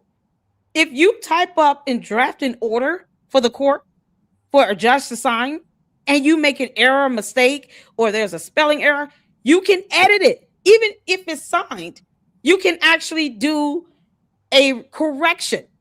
You can do a pleading, file a pleading for corrections to be made on the court record. So the court even understands that it's not someone lying, it's just someone erred. And those corrections can be made in court documents. But because she's what'd she say, her notary license is suspended, expired. Because she's a former notarist. Somehow she has the understanding of all things in the court of law. You can't make this up. So she starts with this is Erica Kirk's birthday, and Erica Kirk says that she still stands by this, and then she's like, but it's weird, Erica Kirk's parents seemingly don't know when her birthday is, and they have a different date, and then she points to one legal document where there's a mistake. Now if she can present a pattern where her parents, that's one thing, repeatedly over and over again have asserted that her birthday is this date and Erica Kirk is saying another date. I mean, that would be interesting. I'd question why. Like, why do they have different dates? That's strange.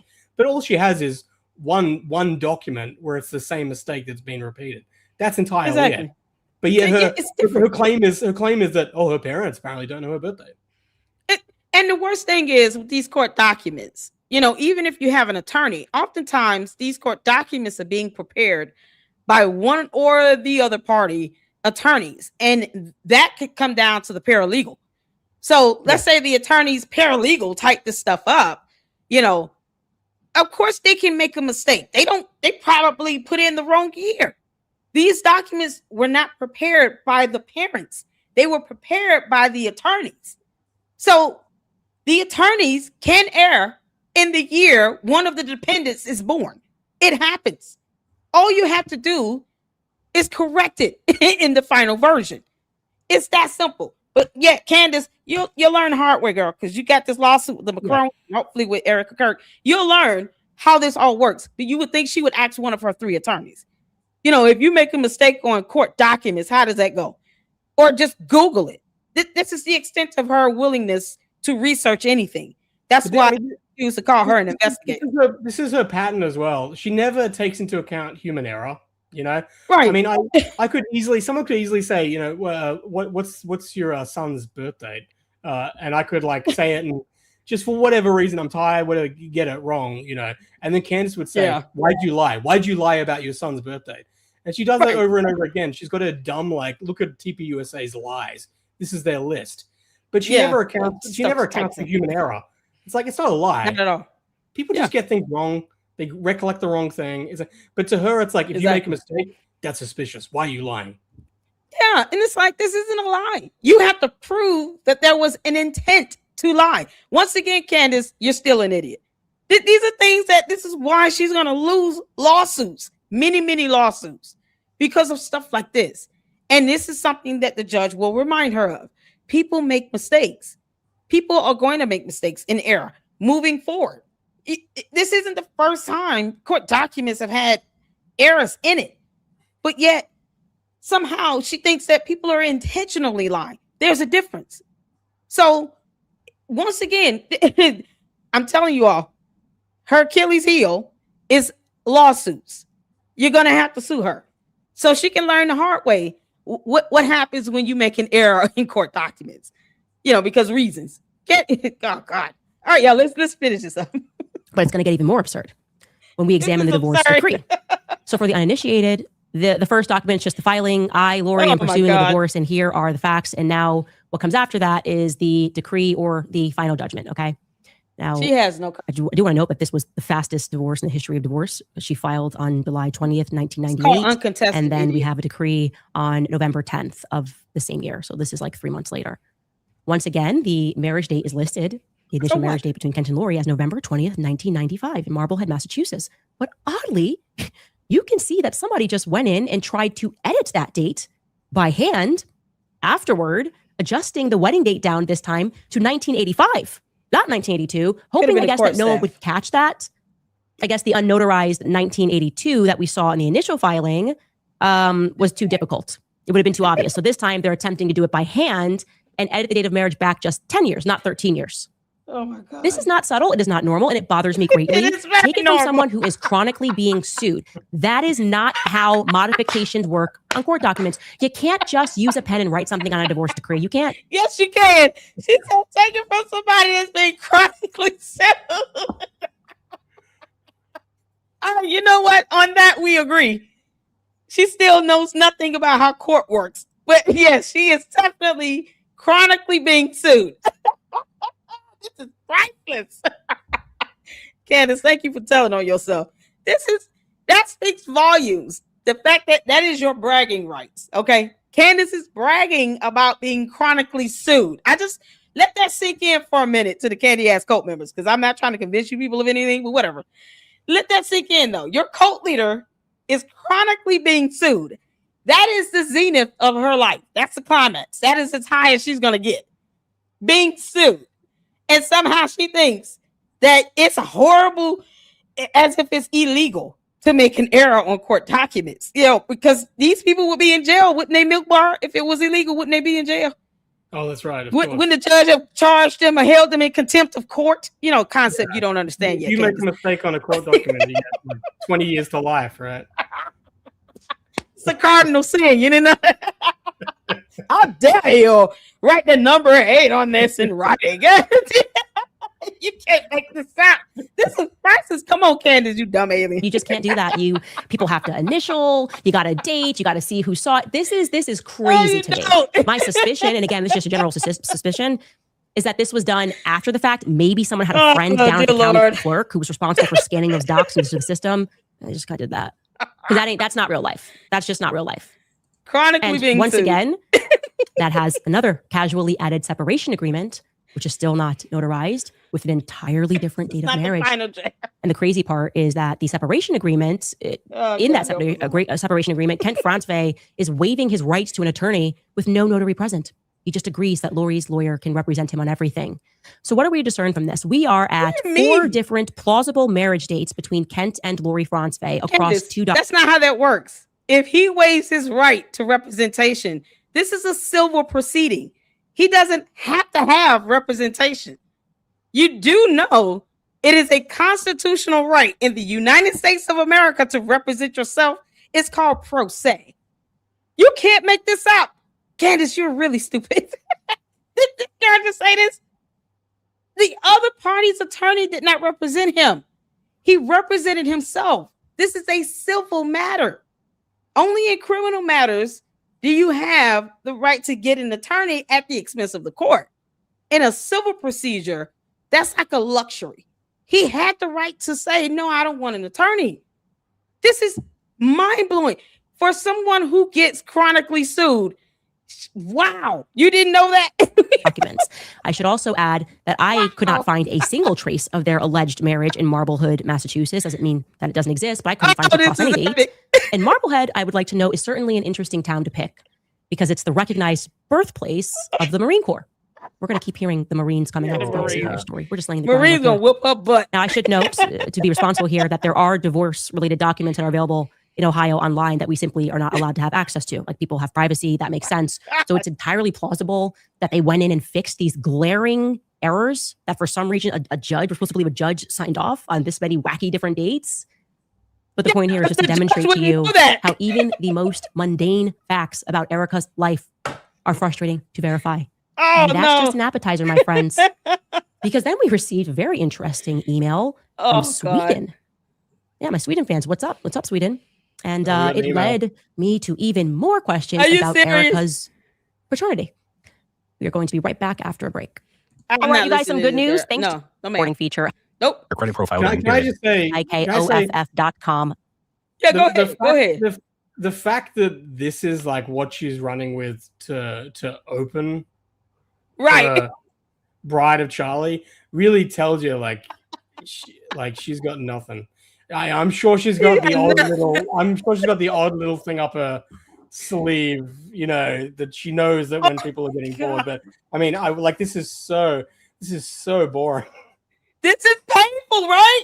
We have to listen.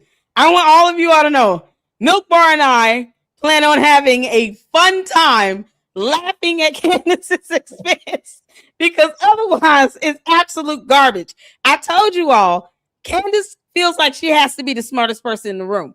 That means her cult members are dumber than her. And they find this entertaining. They're loving this. But yet she can't tell you why court documents can be, corrected. Who knows? Maybe the clerk of the court or the court staff corrected it. Whatever. It happens. Like, oh my God. Chronically sued, Candace, you'll find out exactly what it means to be chronically sued. Erica Kirk and TPUSA, y'all should sue her separately. And then send me a copy of the lawsuit so I can read through them. You know what? Like, this is the thing. Like, my wife is really good with dates. She's really good with birthdays, everything. I'm terrible. She does like our accounting and everything because I'm just terrible with numbers and everything. And so this is where she's painting this picture of like, oh look, there's these errors, right? So that must mean there's a conspiracy. So crazy.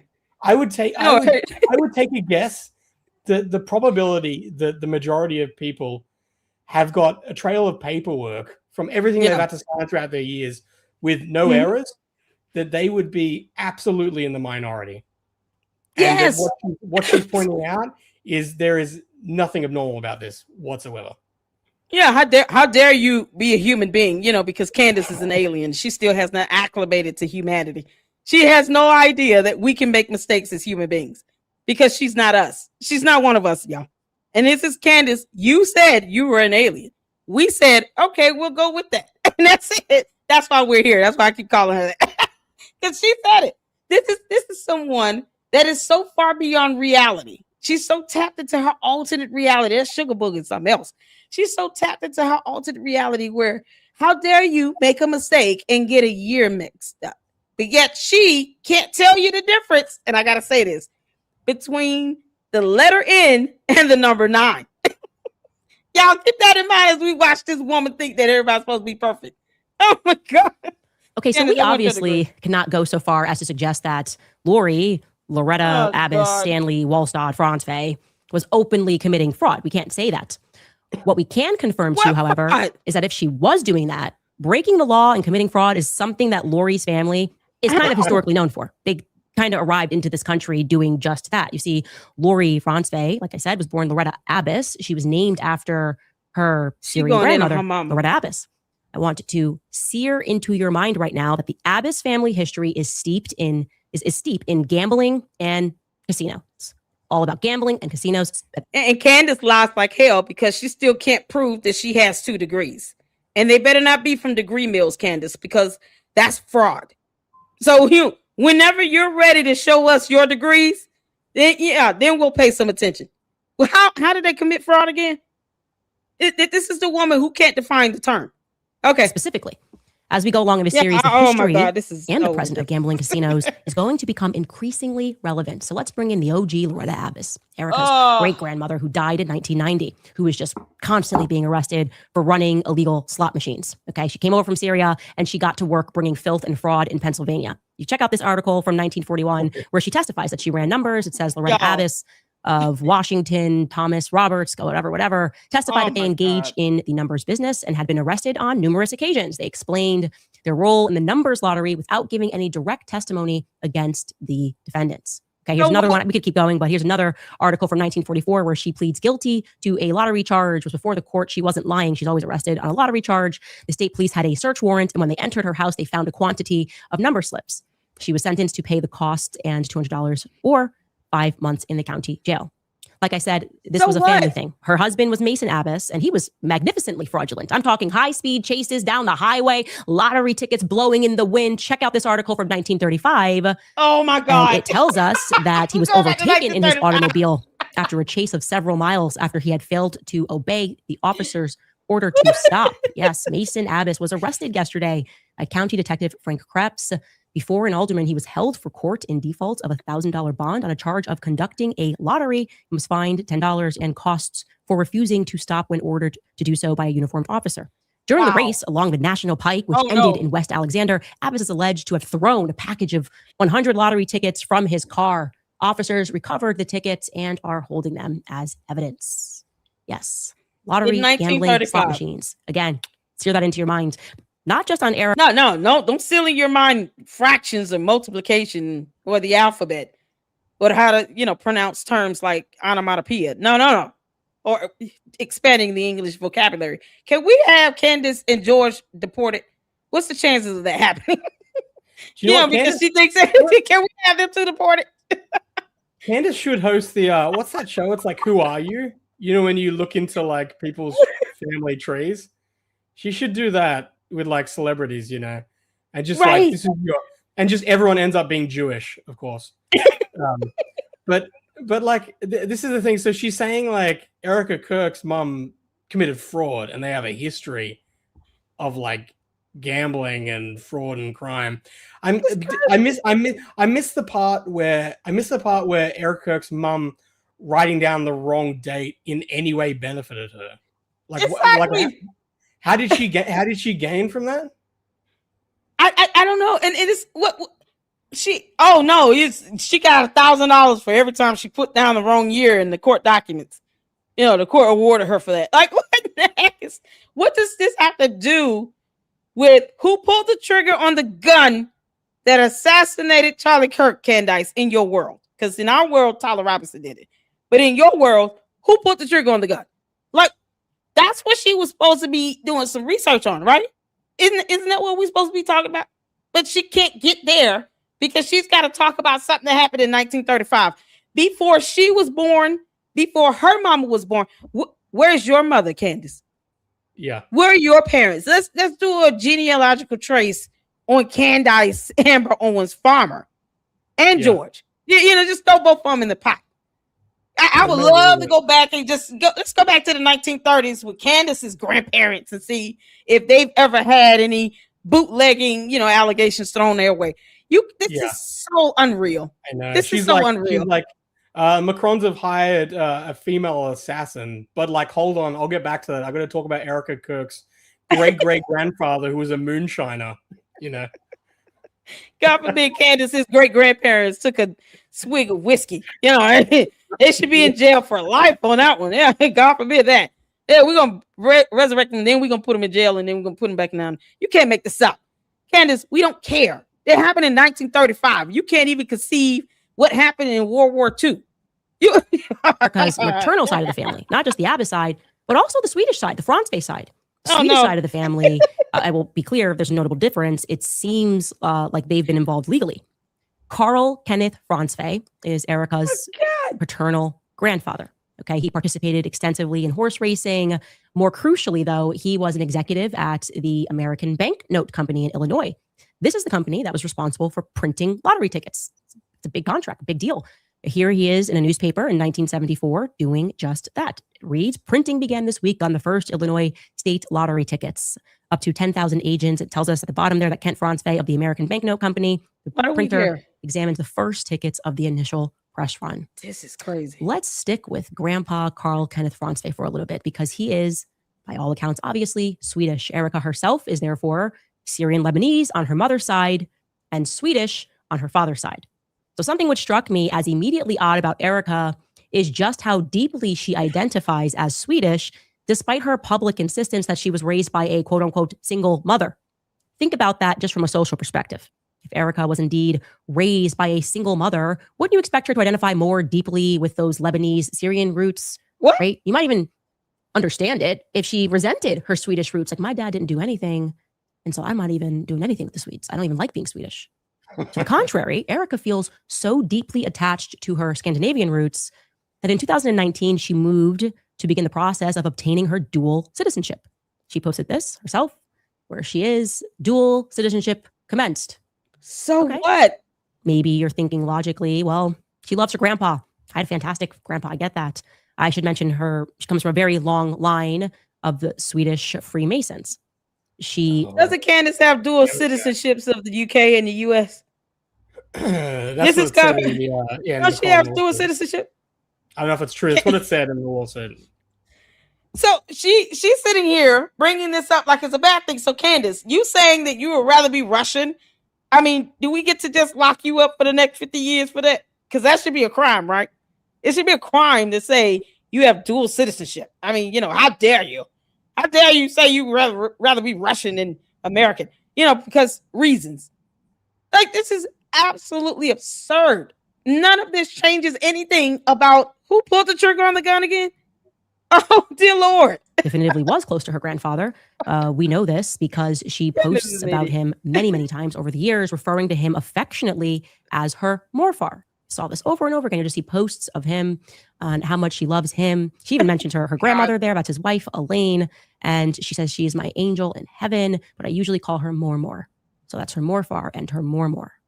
Show you another post, just her grandfather, where she's going to talk about reflecting upon losing him in 2016. She's posting this, and she again is going to address him as her morfar. This appears to be another wrinkle. You see, I received a flurry of emails from our fans in Sweden about this particular post, and they did not like this post. And what they told me about it, they didn't like about it, made me reconsider things. Now I'm paraphrasing, but they said, Candace, don't paraphrase, girl, is referring to her grandfather as her morfar. I was like, okay. So I looked it up. It means grandfather in Swedish. Like maybe she doesn't, it's cute. Okay. Maybe she's not fluent, but it's cute. And then they explained it to me a little further. They said, no, Candace, The Swedish language is quite literal here. Morfar quite literally translates into mother's father, morfar. And farfar quite literally translates into father's father. We have different words for these things. These have entirely different meanings. You would never call your father's mother your morfar. You would never call, that's what she's doing. She's calling him her morfar. That is Erica's farfar. If Kent is her father's father is her farfar.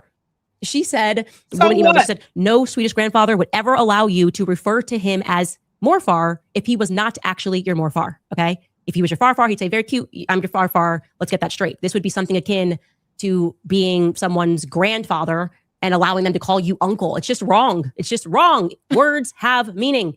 So why is her very... But yet you mispronounce half of them that you know. You know, Candace can't read past 3 syllables. I hope you all know that. So cat, hat, dog, log, sat, hat, happy, sad. Like you got to use 2-3 syllable words. That's it. You don't give her anything complicated. You know, supercalifragilisticexpialidocious is just, you know, that's too hard for her. Don't give her that. You can't make this up. What is this proving? Oh no. Has she ever been scolded by her grandparents or parents because of this? What is the deal? What's going to happen to Erica Kirk for saying morfar, not farfar? What's going to happen here? You would think Sweden would be so offended they would just say, "Don't ever come back here." Like, you know, Australia kicked out Candace, and so Candace, you got banned from a whole country, and they told you, "Don't you dare think about coming back." And you didn't say, you know, anything along the lines of morfar. You said worse words. You know, words that were divisive, words that were cruel, words that led to people being targeted for no reason, and bullying and harassment. You know, you use those types of words, and a whole country said kick rocks. Did she ever pay back the people who bought those tickets? Refunds ever been issued out or what? This is where we are. This is the same person sitting here talking about morfar, someone who has been banned from Australia because her words were hateful. Her words were aggressive. Oh my God. Well, I can't wait to see. Let's see what the explanation for why this is suspicious. Let's go. Swedish grandfather, so Swedish, this line of Masons Swedish, allowing Erica to call him my mother's father. Lori's father? No, that's not Lori's father. Oh no. What's going on here? This is an incredibly interesting wrinkle. So sad. Which brings us to a point where we should introduce you to the family tree so you can just kind of see what's going on here, because this farfar scandal troubles me deeply. Is Erica lying? Is she mistaking? Is she making a mistake at all? Or is she accidentally actually trying to tell us the truth? Let's take a look at some other interesting tidbits. On March 21st of 2019, Erica visits with Charlie. She's in Jerusalem with Charlie, what is known as Zion's Gate in Jerusalem. My God. She posts a picture with a pretty curious caption. It reads in part, meet Darla, a Romanian Jew that now calls Israel home. She was sitting by my family's dedication sign for restoring the Zion Gate in Jerusalem. Oh. What? Oh, no. Why is Erica describing the Zion's Gate as her family's dedication? Speaking of which, why does her one-time roommate, Nicole Rothstein, allege that half of their family, referring to her and Erica's family, is Jewish? Doesn't make sense. She also claimed that after Charlie's assassination, that Erica, she was online going back and forth with people, that Erica was her best friend and her cousin. Nicole Rothstein said this. Now, I want to be clear, the Rothstein family, the Zion's Gate is their dedication. Nicole wouldn't be lying if she posted that it was her family's dedication, but Erica? Also, how did Erica and Nicole Rothstein get so close? Remember, Erica presents that she was raised by a single mother on the Lebanese side. If Erica is telling the truth about her paternity, then Nicole Rothstein, I want you to understand who this would be to her. Nicole Rothstein, it's going to sound ridiculous, but this is the reality. If Erica's telling the truth. Nicole Rothstein would be Erica's father's sister's husband's previous wife's daughter's daughter. In other words, zero blood relation, not even kind of related, kind of crazy. You would even call each other cousins. People do that. It's cool with my cousins, my cousin. Okay, cool. Erica goes a little further though. Erica also posted a lovely tribute to Alan Rothstein, Nicole's father, online. She calls him uncle. Uncle? Whoa. If Erica's telling the truth about who her parents are, to Erica, that would be her father's sister's husband's previous wife's daughter's husband. Suffice to say, again, absolutely zero blood relation, yet Erica is extraordinarily close to him as well. Now, we can show you on the family chart. She's laughing about this. It's insane. Okay, but we actually couldn't even fit it. It's so far removed. So you've got her aunt, Carla, is married to a guy named Jack, but Jack was also previously married to somebody else, which you see there named Edna. And this is Edna and Jack's line. This has nothing to do with Erica Franzwe. Again, how did she get so close to these people? Either. Why is she referring to them as her family and declaring that Zion's Gate, which is actually their family's dedication, which has nothing to do with her aunt Carla? Why is she saying that that's her family's dedication? That makes no sense. Oh my God. I'm struck by this. We could imagine my mind it could make sense. Now, again, we're imagining here. We're trying to make sense of the things that Erica is saying. I could imagine a very easy way it could actually make sense. Her closeness to the Rothsteins, her dedication to Jerusalem, if and only if we take Erica literally when she says Morfar. Let's assume that Grandpa Carl is indeed her mother's father. That would mean, well, obviously, Lori's wouldn't be her mother. It would also mean that Kent, just by nature of him being a man, is not her father. We're looking for her mother's father. So we have to start looking at Kent's siblings that are females. That would give us only 3 options. We can bring this back up. One of Kent's sisters would be my first pick. Again, we're in conspiracy land here, but I'd go with Carla because she's married to Jack Solomon, and that is Jack Solomon's dedication. Carla wasn't even married to Jack until 2002. She just jumped in and was like, this is my whole family and my family's dedication. No. But if Carla, her mother's father, if her mother was Carla, actually it would all make sense. Solomon is the very man who financed the restoration of Zion's Gate in Jerusalem. If Jack Solomon was her father, then Nicole Rothstein would indeed be her blood relative cousin. But again, that's purely speculation. We don't have to go into speculation. Let's give you the facts more about Jack Solomon. What is factual is that Jack Solomon eventually marries Carla Franzwe in 2002. And there are also some other really interesting facts about Jack. Who cares? Jack and Erica's mommy aunt, I don't know, Carla, live in Utah.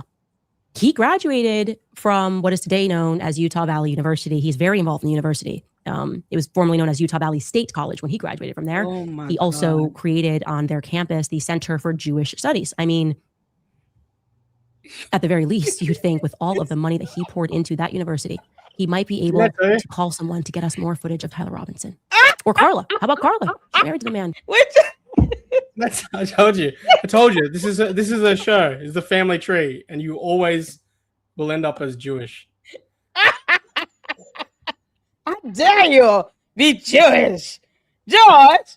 Boy, I would hate for George to have any trace of Jewish anything in his bloodline.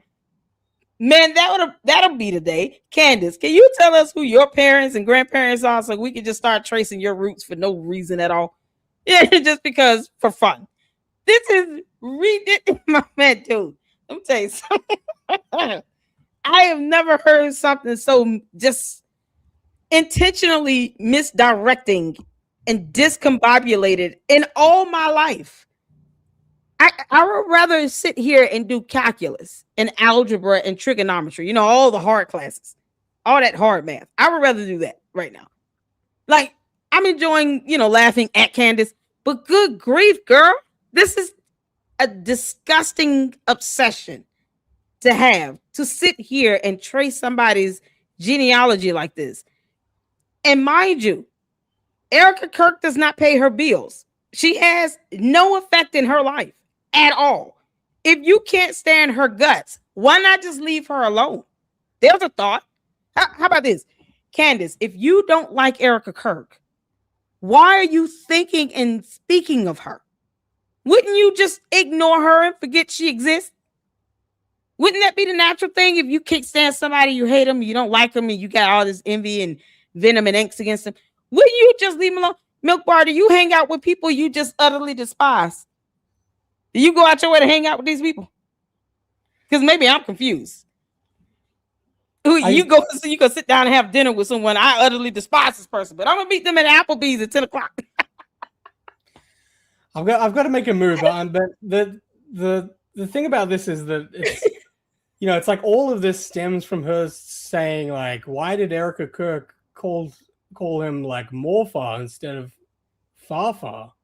Where it's like who know, like You who know? knows? Maybe when Erica was a kid, she like said it by mistake, said the wrong thing, and it like Right. caught, and it was cute, and like who knows? There's plenty of explanations, but Candace has to like literally grab onto this, use it as the basis to then jump off to go to the craziest place. Where it always ends up back at this thing of Erica said this thing publicly on Instagram, but yet she's lying to cover it up, like a bigger truth.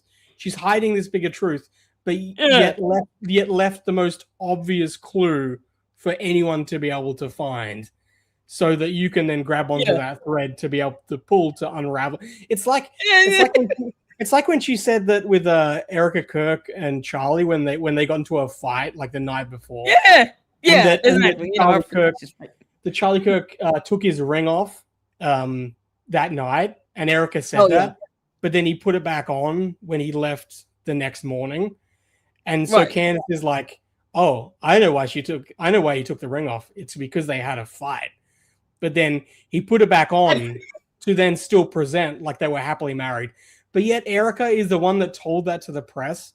So if Erica's killing her own husband, why would she say that if she's the only one who even knows that happened? Like why it makes no sense whatsoever. But it's always about, you've always got to have those breadcrumbs for the conspiracy nuts. Like Candace, to be able to say like, see, look, there you go. I figured it out based on this thing that makes no sense. This is so dumb. This is the stuff where you watch this and you feel your IQ level just like dropping as you're watching. Brain cells are just dissipate. Candace, you're not gonna fool me tonight. I'm gonna tell you that right now, because I'm just gonna go and learn a whole new language and make sure I keep myself mentally challenged, because this is ridiculous. Like, this is the stuff her cult is eating up because they're dumber than you, Candace. You know, this is what they crave. This is the red meat she's throwing to her base. They want her, keep going in on Erica. And then at some point by the end of next week, they'll probably be tired of hearing this, because she's going to repeat herself at least 5 more times. Between this week and next week, these conspiracies are going to recycle itself. So just like the Egyptian plane thing. This is my prediction. I've got to duck out, but this is my prediction. Right? My prediction is that she knew that this was completely boring and there was nothing there, but she knew because it was the first episode and she got to take a week off and tease it that people would be tuning in. So that's why she just put in all this boring crap, because she knew that she'd have people tuning in anyway, but she'll have some like smoking gun rubbish, like her Charlie Kirk cherry picked group chat thing that she'll chuck in episode like 3 or 4 that will make some news, to get people back. But I mean, to me, this is a good sign that she really has nothing. Yeah, she's running out of material. Why don't you give us your last thoughts before you duck out, y'all? We have had a good time with Milk Bar joining us. We got to do this more often. More often. I'm just taking it back. I had no intention of pausing as much as I did, but there are just times where you're like, wait, what? Give us your last thoughts on this. Where do you think this is going to be by the end of the week? This dumb series. Just give us your thoughts before you go. Well, what is it? It's it's Wednesday in America. It's Thursday here. You never know. Yeah. It's like, is she going to do a 4-day week? Is she going to do a 3-day week? Is she going to take Friday off? She's so lazy that it wouldn't surprise me if she drops this episode, another one, and then takes Friday off and has a long weekend. I wouldn't be surprised. What did she say as well? She said it was going to be a 2 or 3 episode thing. I think she said earlier, but she's considering to make it longer because of people's reaction. I mean, I don't know. We'll see. Well, listen, we got your new video we're going to check out, you guys. We're going to finish this up, but let's thank MilkBarTV for coming in and hanging out with us. We're going to finish this up and then check out your video and end it out. But you guys show Milk Bar some love. Make sure you check out his channel as well, his great content. We got the new video you posted up we're going to do after this is done. So thank you so much. You know you're always welcome here in the Lady Luck Club. Please do not be a stranger and don't let 4 months pass by. Come hang out with us more often. I'm hoping whatever was going on with my YouTube, whatever shadow ban was there seems to have been lifted. Oh Lord. Okay. I'm finally getting some people are saying that they're finally seeing my stuff get recommended.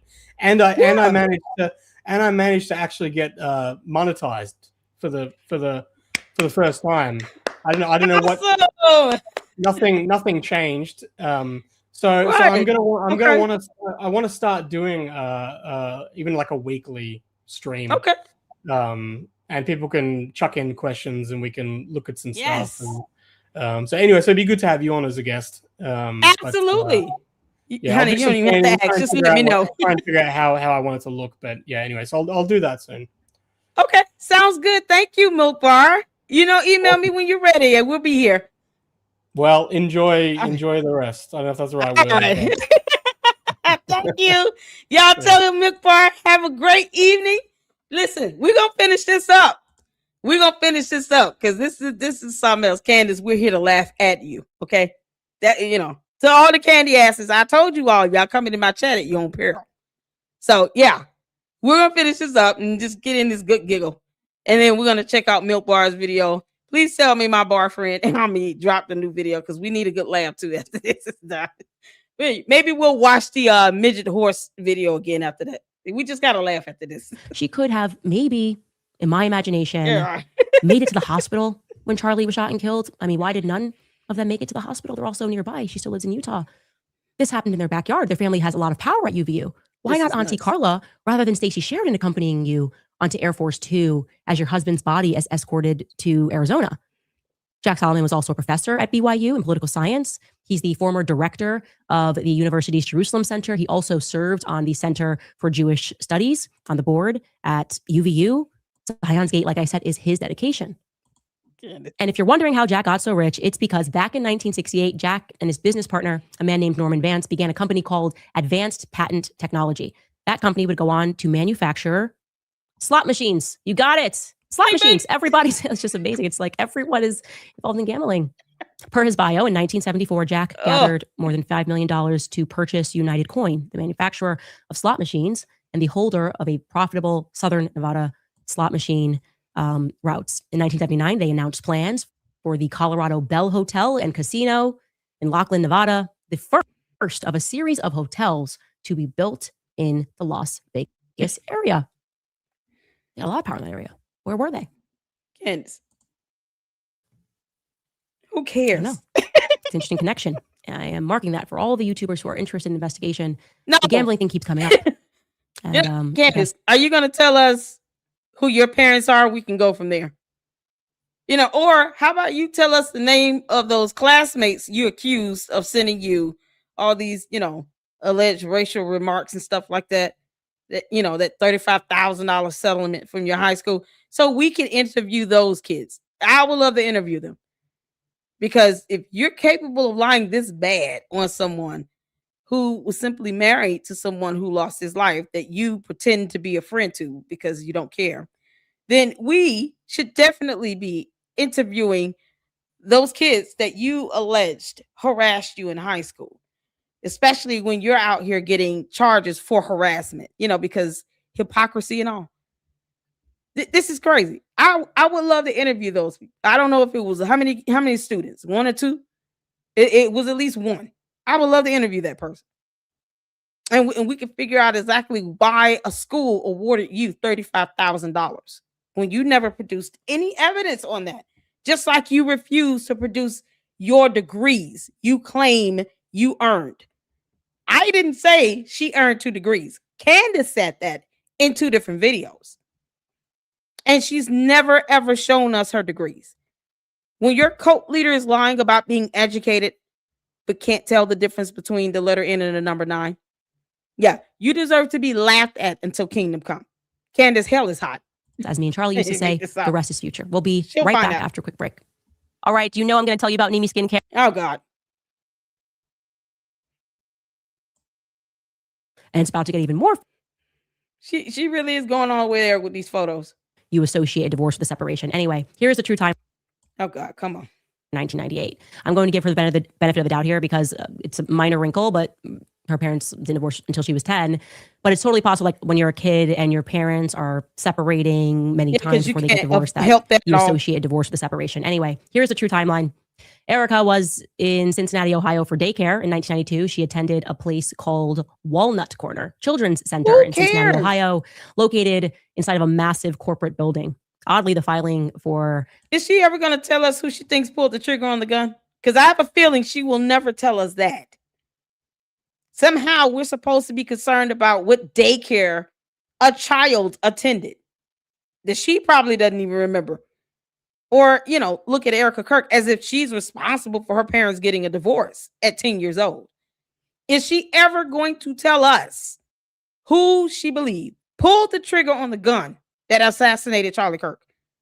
Because if you're not going to do that, Candace, at least you can let us know. I will never disclose that information. At least give us the common courtesy of telling us you don't know, you don't care, and you're not interested. Just give us a heads up, because we'll never get there. Because you would think she would have at least went to UVU. All this time she's done this, she could have went to UVU and did a tour and a live stream and retraced the steps of Tyler Robinson. She won't do that to save her life. But somehow, knowing what daycare Erica Kirk attended as a child, you know, is going to get her closer to something regarding her husband's death, you know, because he didn't pick you. Candace, it must have been those recurrent yeast infections. Y'all know Yeasty is something else down there. She wanted a court of law to know that Black mold was giving her recurrent yeast infections. It's in court documents, Candace. You should look at that. That daycare doesn't have a floor number, but I can show you this photo of her at daycare.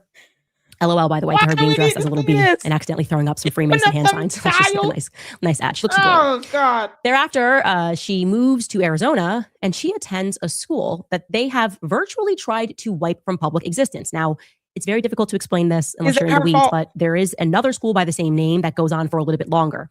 But this particular school came to fruition when a man named John T. Goley incorporated Educational Alternatives up in Minnesota. It was called Educational Alternatives Incorporated. Now, John T. Goley was a big guy. He had formerly helped launch Roundup Monsanto, which is a little bit of government poisoning you, giving you a bunch of cancer.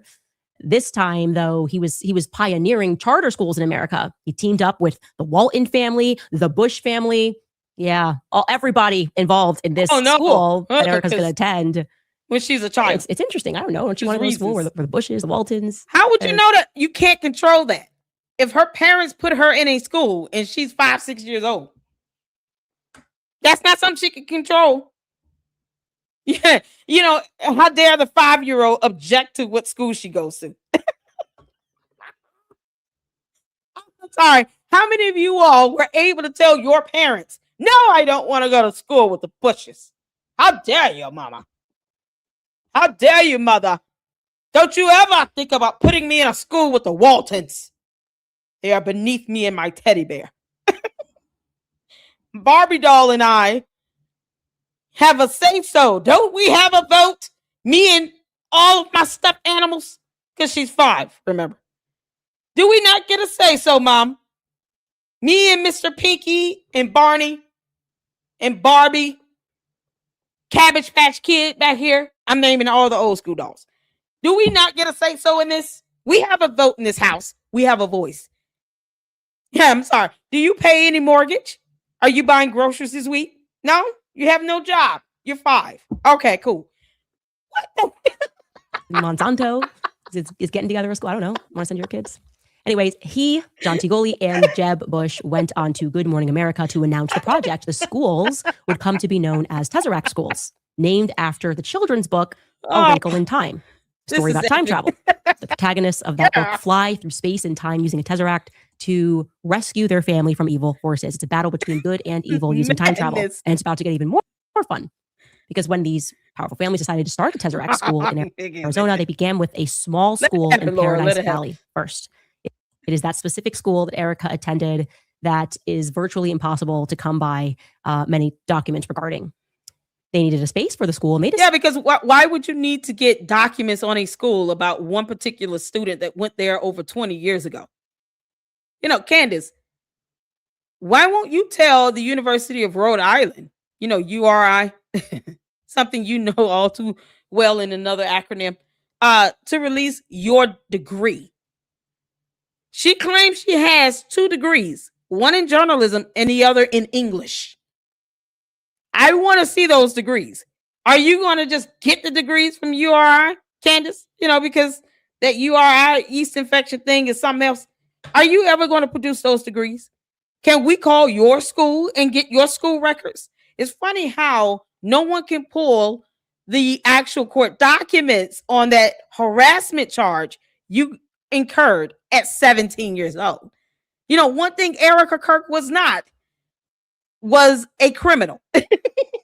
She was not being charged with harassment at 17 either. It's funny how that happens. Erica Kirk, you can use that one for free, girl. Yeah, you know what? You can say all these things about me, but I was never charged with harassment at 17. Kick rocks, Candace. The dumb White Walker here is trying to give this impression that Erica Kirk can control where she went to school at 4 or 5 years old. But yet, never mind that harassment charge Candace caught at 17. It's funny to me. Now that I think about it, this whole, the kids were, harassing and bullying me, making racial slurs. We've never seen those text messages. And you get a harassment charge, you're very capable of obsessing over something. I'm wondering, is it because you liked the boy, he told you leave me alone, and you said no? Perhaps Candace was the one, perhaps, that couldn't leave this kid alone, and he just had to go flat off on her. And then she went and cried victim. Perhaps.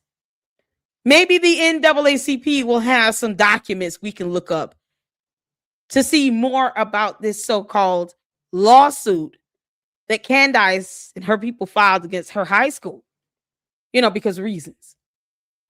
Yet we haven't seen any evidence related to that. Where are those court documents, Candace? Where are the court documents of you catching this charge? How do you catch a charge for harassment at 17? Why the hell weren't you in class? Did they pick you up from your school or from your granddad's house? I mean, how did this go? How were you arrested? What was jail like? Decided they were going to rent the building that was owned by a Jewish school. Forgive me, burning bush Hebrew, but the school, I kid you not, was called Gan Yaladim Looking Glass School. It's like, I just love this so much. So Tesseract, she loves it so much. Put into a looking glass. I just think it's fantastic. I just imagine they thought I was like dropping some clues. I was like, why are they all freaking out about this episode about Project Looking Glass? They probably thought I had already known that she went to this looking glass school. There's a little elite looking glass school down in Arizona. By the way, Tesseract, the school itself, is exceedingly Jewish in terms of the administration. It was run by Jewish executive directors. The teachers are all Jewish. Obviously, me. I'm nosy. I tracked down the yearbooks. I mean, I was working really hard. Where are your yearbooks? Because I'm trying to get in touch with those kids you sued. Y'all, this freeze frame is epic. Anyone know what was Stanford High School? Anyone know the name of the kids that she accused of racial profiling her? I want to read that court I want to read those court documents. Candace, we got them all except that one. Because I want to interview these kids to see if that actually happened. Because I have a feeling that story goes a lot deeper, Candace, than you say it does. I mean, since you want to sit here and dig into somebody's past because, she was 5 years old and couldn't help what school she went to. What in the world? Candace feeling left out. She's an elite, but yet she wants to sit here and weaponize, the years that I guess she was broke as hell. She claims she lived in the hood. And yet we have no idea who her parents are. Like, where's Candace's relatives at? This, why don't you do a genealogy trace on yourself? Yeah, that would be interesting. And then you do a whole video on yourself and talk about your parents and show us your 2 degrees. This is crazy. I would love to know more about that harassment charge. Hard while I was off. And I can show you that Erica was at school. I don't have every year yet, but I do have some years, 1995 to 1996 in first grade, 1996 to 1997 in second grade, and 1997 to 1998, which is her in 3rd grade. I got to tell you, I am so glad that I found this Tesseract. Why? I didn't get to time travel with it. I don't think I did. You think they saw me in the looking glass? How panicked were they when I said looking glass? Whoa, no. Yo, we got to go back in time to pull her charge of harassment. Hey, let's go and get a Tesseract for that. Stop insulting Marvel. Loki is going to come in travel through time through that orange door and whoop your ass, girl. Leave Marvel out of this. Tesseract is of no use to you at all. She can't even spell it. I highly doubt Candace can spell Tesseract. He's talking about Project Looking Glass. That's crazy. Meanwhile, they're down in Arizona, like naming their schools. Project Looking Glass, like Looking Glass, Tesseract. Put them in the school. Candace, I just love that. It was like an accidental troll.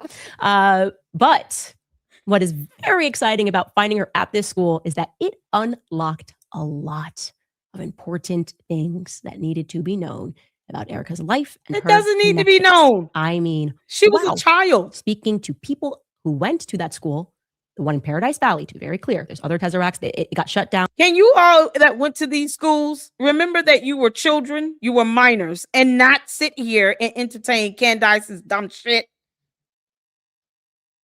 When are the kids that she accused of this racial profiling, when are they going to come forward? Let's get in touch with them and give them interviews. I would love to hear their side of the story. I want to talk to the cop that arrested you for that harassment charge at 17 years old. This girl was too busy being arrested and charged at 17. And yet, it's like, Candace, you wanted to be Erica so bad. You're going back in time, trying to envision that life being your life because of reasons. Y'all, look how Tesseract is spelled.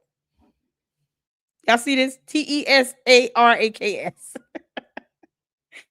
I guarantee you that's how Candace spells it as well. The one I'm talking about got shut down in the year 2000. And then other schools, because they had other schools, kept going. They changed ownership. But this one was there for a very small amount of time. I'm looking at the yearbooks, and there are some interesting players involved in this school that kind of went down for fraud. Just robbing the piggy bank. It's a recurring theme.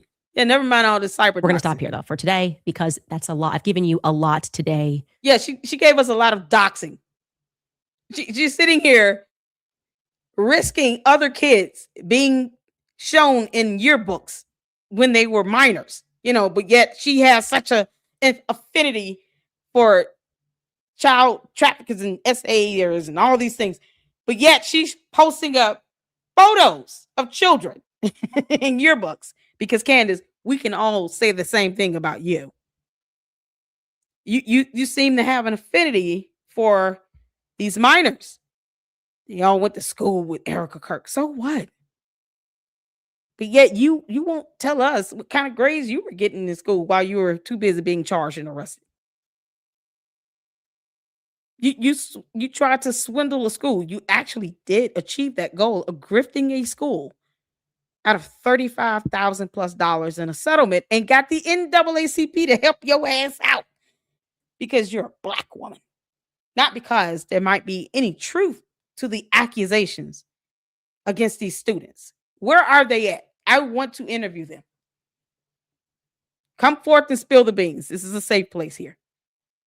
Because this miscreant from hell is too busy posting up yearbook photos where these impersonating investigators she called mommy sleuths could easily roll back the blurs and see the real images of all these other children in this yearbook.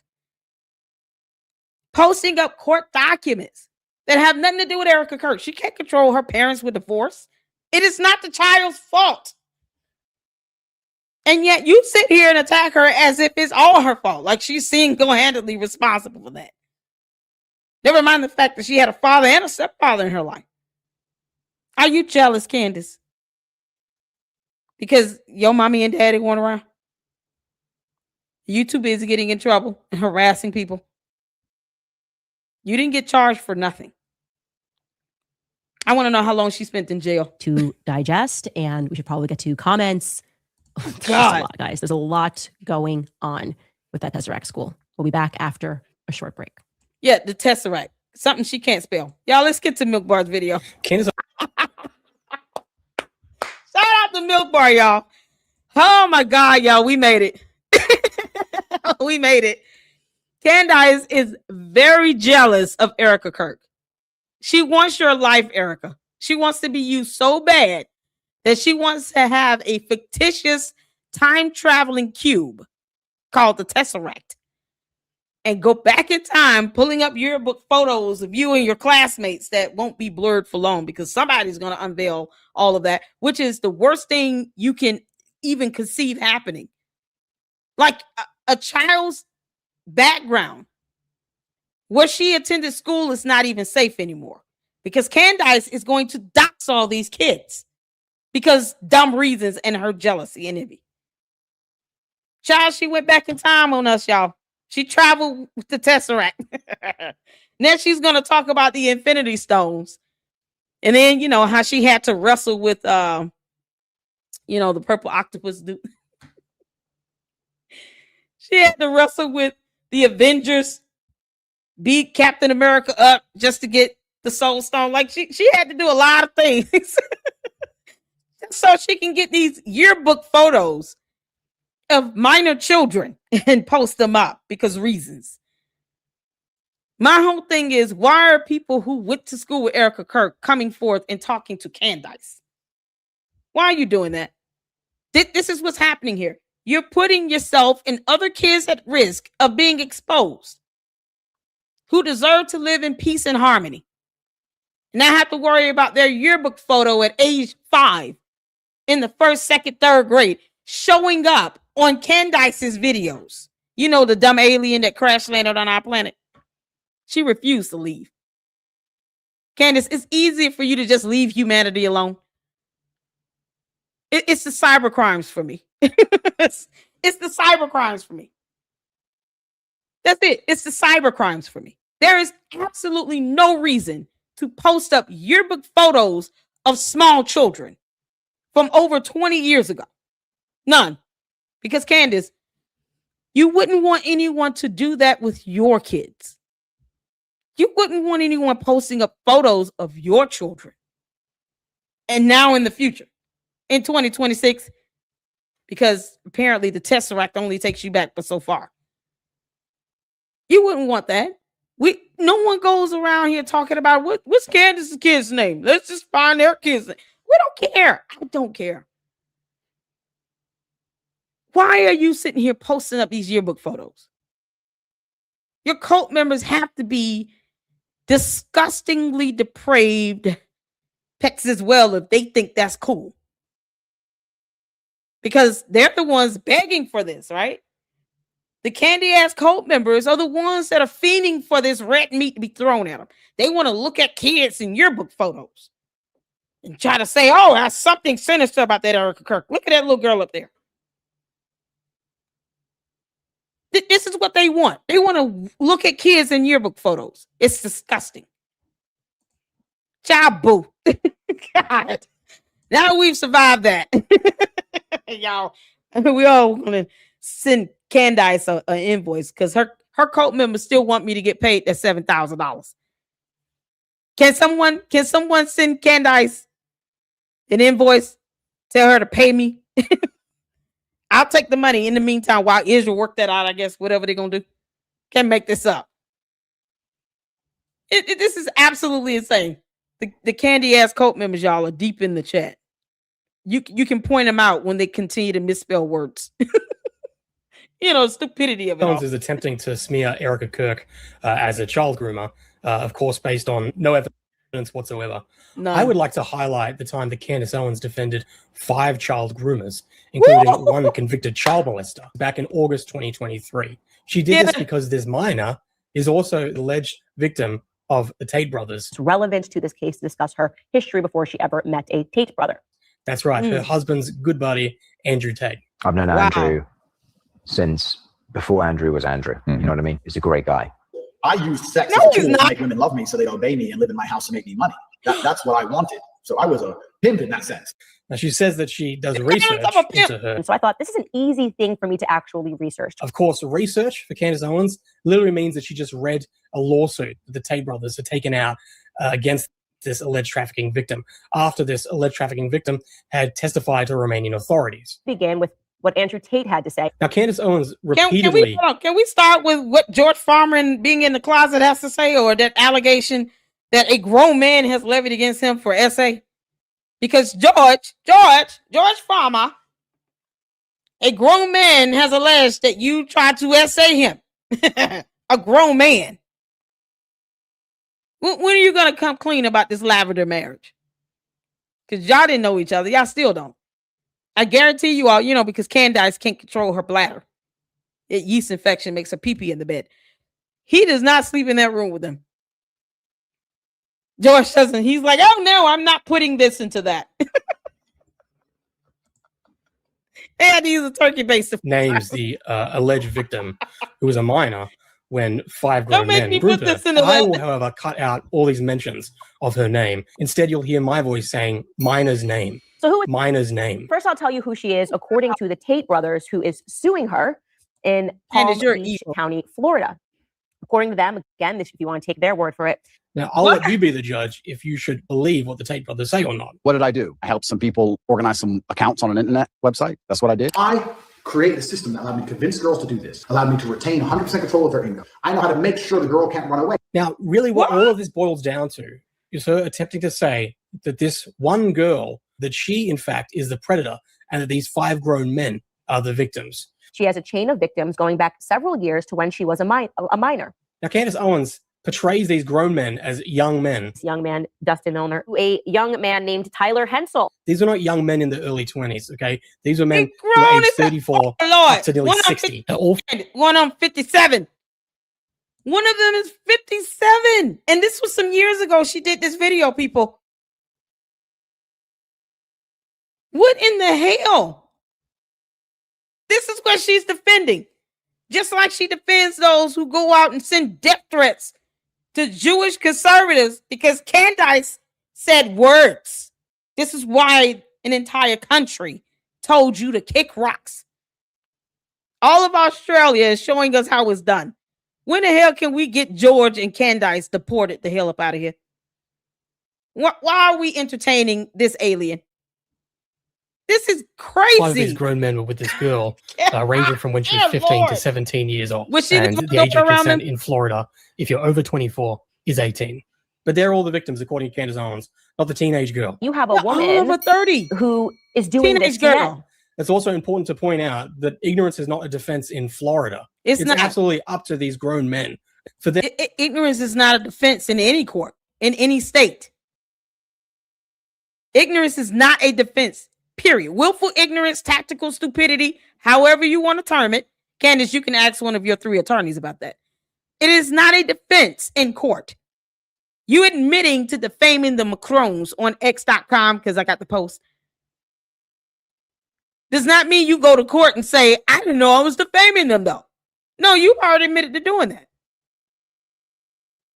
You can't make this up. So, Candace, when your daughter turns 16, go ahead and let Andrew Tate take her out to eat. See how that goes. Let's see if Candace's teenage daughter in the next 5-10 years will be left alone with Andrew Tate or any of these 5 men. Because that's how you measure up to determine whether or not somebody's a good parent and they actually have a soul and a conscience. Will you leave your teenage daughter alone with these 5 grown-ass men, Candace? I hope you don't.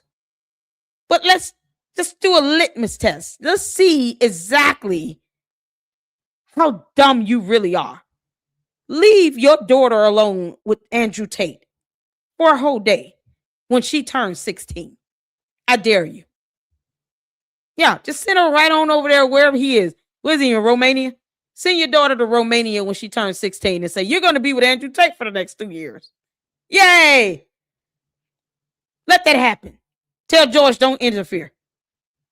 I want to see how well he's still good friends with his buddy pal, Andrew Tate, when his daughter is the one sitting in the room alone with Andrew Tate when she turns 16.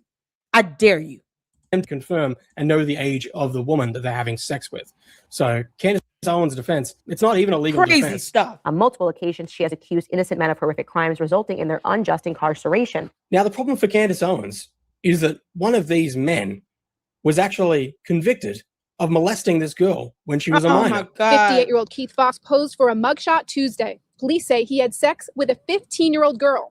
Essentially, it was believed that she was having sexual relations with him, and the courts found that to be true. And he is now been sentenced to 24 years in prison. And he was not only convicted of molesting her, but convicted of molesting another minor as well. There were 2 girls that were involved in that case, just to be clear, and one of the girls admitted flat out to having an outright sexual relationship with him, including sexual intercourse. Now, what does Candace Owens do? Because she realized that this is a big problem in the narrative that she's attempting to push. She beeps the name of the convicted child molester. The only reason I'm not going to name him is because at the time of the allegations against him, minor's name was in fact a minor. And that, of course, is relevant. So we just want to be ethical here. Throughout this episode, by the way, you're going to hear some beeps when I'm discussing this case. If I accidentally say his name, we intend to just beep it out. Yes, she beeps the name of the convicted child molester. Yet she names the teenage molested girl child over and over again. Like I said, the entire episode was dedicated to attacking and discrediting this girl who was a minor when she was involved with this convicted child molester. And Candace, you are despicable and deplorable. But how dare you leave your teenage daughter alone? She don't even have to hit 16. Seems like some of these guys, I saw 12 through 17 in the charges. Yeah, when she turns 12, yeah, why don't you put your 12-year-old daughter around these guys? These nasty, gross-ass men. Put your 12-year-old daughter around them, Candace. You got a little girl. Leave her alone with them. Let's see your dumbass cult members leave their daughters around these men. Now, I'm sorry. How many candy asses up in here would actually leave their teenage daughters around these men alone? Come on, candy asses. Let me know. Would you leave your teenage daughters around these men? I'm just saying. If you would, okay. That kind of just shows the type of person you are. Let me know. Would you leave your teenage daughters around these men that Candace is sitting here protecting? Show us how much you really love your cult leader. Leave your teenage daughters around these grown-ass men and see what happens. They sit here. It's the hypocrisy for me. Candace, leave your teenage daughter. Leave your 12-year-old daughter. When she turns 12, send her around these 4 men you sitting here defending. And with these other grown men. Because she doesn't want you to look into the case to realize that there's no basis for this narrative that she's attempting to push. And not expose his name so people can look up the case because, as I said, she was underage at the time. His name is Keith Fox, okay? That's who she's beeping the name of. And you can look it up. It is publicly available. The arrest report shows that the teen's mother hired a private investigator to follow her daughter and Fox. Last June, while Fox's wife was away on business, the investigator saw the teen at the front window of Fox's home, quote, in the nude, touching one another in a sexual manner. And the teen described her relationship with Fox to detectives as more of a father-daughter one. She also told detectives that he was a mentor to her. It started off with just a very close relationship between a teen student and her yoga instructor. He made a few inappropriate comments. Police say those escalated to several serious allegations against Fox. Performed deviant sexual acts in the bedroom, such as urinating on her during intercourse. Is serving a prison sentence. His life has pretty much been destroyed here. Candace Owens wants you to feel sorry for the convicted child molester. No, I really dare Candace to leave her daughter around this Keith Fox. Come on, candy asses. Y'all leave y'all daughters around Keith Fox. Go ahead and defend your cult leader on this. Defend her. I dare you. Put it here. How many of you candy ass cult members will sit here and leave your daughters around Keith Fox? Come on, candy asses. Speak up. Don't sit here and get scared now. Y'all be willing to sit here and leave your daughter around Keith Fox? I'm just saying. Candy ass cult members root everything else on. You rooting this on? Y'all gonna root on Candace and leave her 16-year-old daughter around Keith Fox? You know, he was a yoga instructor. You can't make this up. She defending this shit. Molester, who has 2 victims aged 12 to 15. That's who Candace Owens is. So now remember, Candace Owens' entire attack of this minor is that she lied about her age to these grown men. She's got this trial going on with, she is now with Marlon Fisher, and he begins to suspect that she lied about her age. She lies about her age repeatedly. Well, Candace Owens goes on to read text messages between Marlon Fisher and this alleged victim, where they're openly discussing the fact that she's underage. Marlon Fisher is well aware of this, and he's not breaking up with her. This is the text message exchange between Marlon and minor's name. Context is the alleged victim has claimed that she was raped by Joel Friedman, crazy. another one of the grown men that was with her when she was a minor. And Marlon Fisher is pressuring her to confront Joel Friedman about it. And in it, they're openly talking about the fact that she's underage, and this could be a problem for Joel Friedman and for Marlon Fisher. Minor's name. Right. Wow. Can I message Joel to tell him that I have a boyfriend? Marlon Fisher says, as you clearly understand, nobody cares that you have a boyfriend, but if you'd like to tell him that he raped you, by all means. Minor's name. Says, I'd like to not put our relationship at risk. I'll gladly tell him when I'm 18 and anybody else that happened with. So sweet you are. You're breaking up with me because I don't want to tell Joel that he raped me. One, I don't know if he would tell other people that I'm underage or who he would tell. And if they know that I'm dating you, what happens then? Imagine your girlfriend tells you that she was raped by some other man. Here she is, reading text conversations where these men are well aware of the fact that she's underage. Candace Owens is even aware that they're aware because she's saying that this could be a problem for them. She's kind of coming up with the reason, oh no, I don't want to say anything. Oh, and he'll know that I'm underage, blah, blah, blah, blah. This might impact us. So this whole narrative completely falls apart. It makes zero sense. Just like it makes zero sense that Candace Owens would beat the name of the convicted child molester because the case involved a child, but yet she names the child. But she knows their audience are complete dummies, and they're not going to question her. So they just go along with what she says. But also, let's just remember that all of... I want them to fess up in the chat and see if they will leave their teenage daughters around these guys. I want them to fess up in the chat. Come on, candy asses. Don't deflect from it. Would you leave your underage 16-year-old daughters around these grown men that she's defending? Because Candace, you know, I guess she would. She would let her daughter go out at 16 years old with a 50-some-year-old man. Yep. The candy asses would root that on all day. Yeah, she's 16. Let her make her own decisions. She can consent and go out on a date to Red Lobster with a 52-year-old grown-ass man. Yeah, let that happen. Where the candy asses at? Most of them deplorable anyway. They probably wouldn't even care. This is framed around her defending the Tate brothers.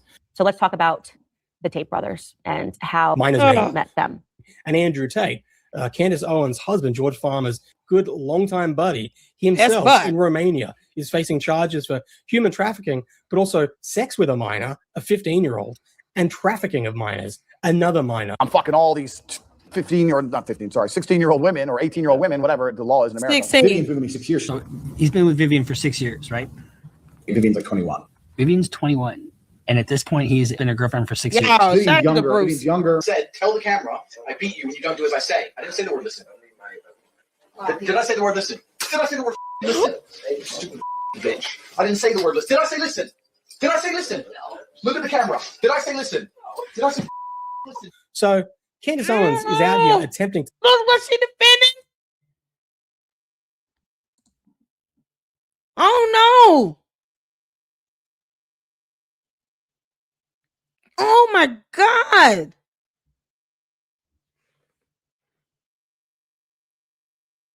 What in the entire hell did I just see? I don't even want to rewind it. Candace, you are sick and perverted. You are a demon. A soulless demon from hell. You're defending that. You can't make this up. Where is your daughter at? Candace has one daughter.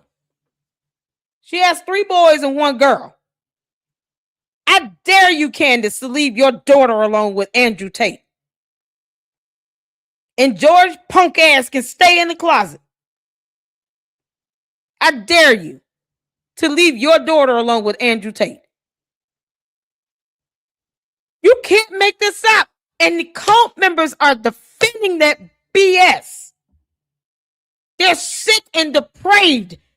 They're getting their fixes by watching her video of her doxing Erica Kirk's classmates when they were children in the 1st, 2nd, and 3rd grade, showing their yearbook photos as if it's a crime to go to school. Never mind the fact that they're kids and they can't decide what school they want to attend. But no, let's just put up those yearbook photos so we can sit here and talk about Erica Kirk when she was in the 1st, 2nd, and 3rd grade. And this is what Candace defends. She's got to be an undercover Maxwell Ghislaine. Yeah, Candace is the black version of Maxwell Ghislaine. Or Ghislaine Maxwell, whatever her name is. Yeah, said it. Candace, if you sitting here trying to be friends with Andrew Tate, then you should be compared to the so-called girlfriend of Jeffrey Epstein. Because that's exactly what the hell you are. And you're sitting here defending Andrew Tate. We just saw someone get smacked and he pulled out a belt.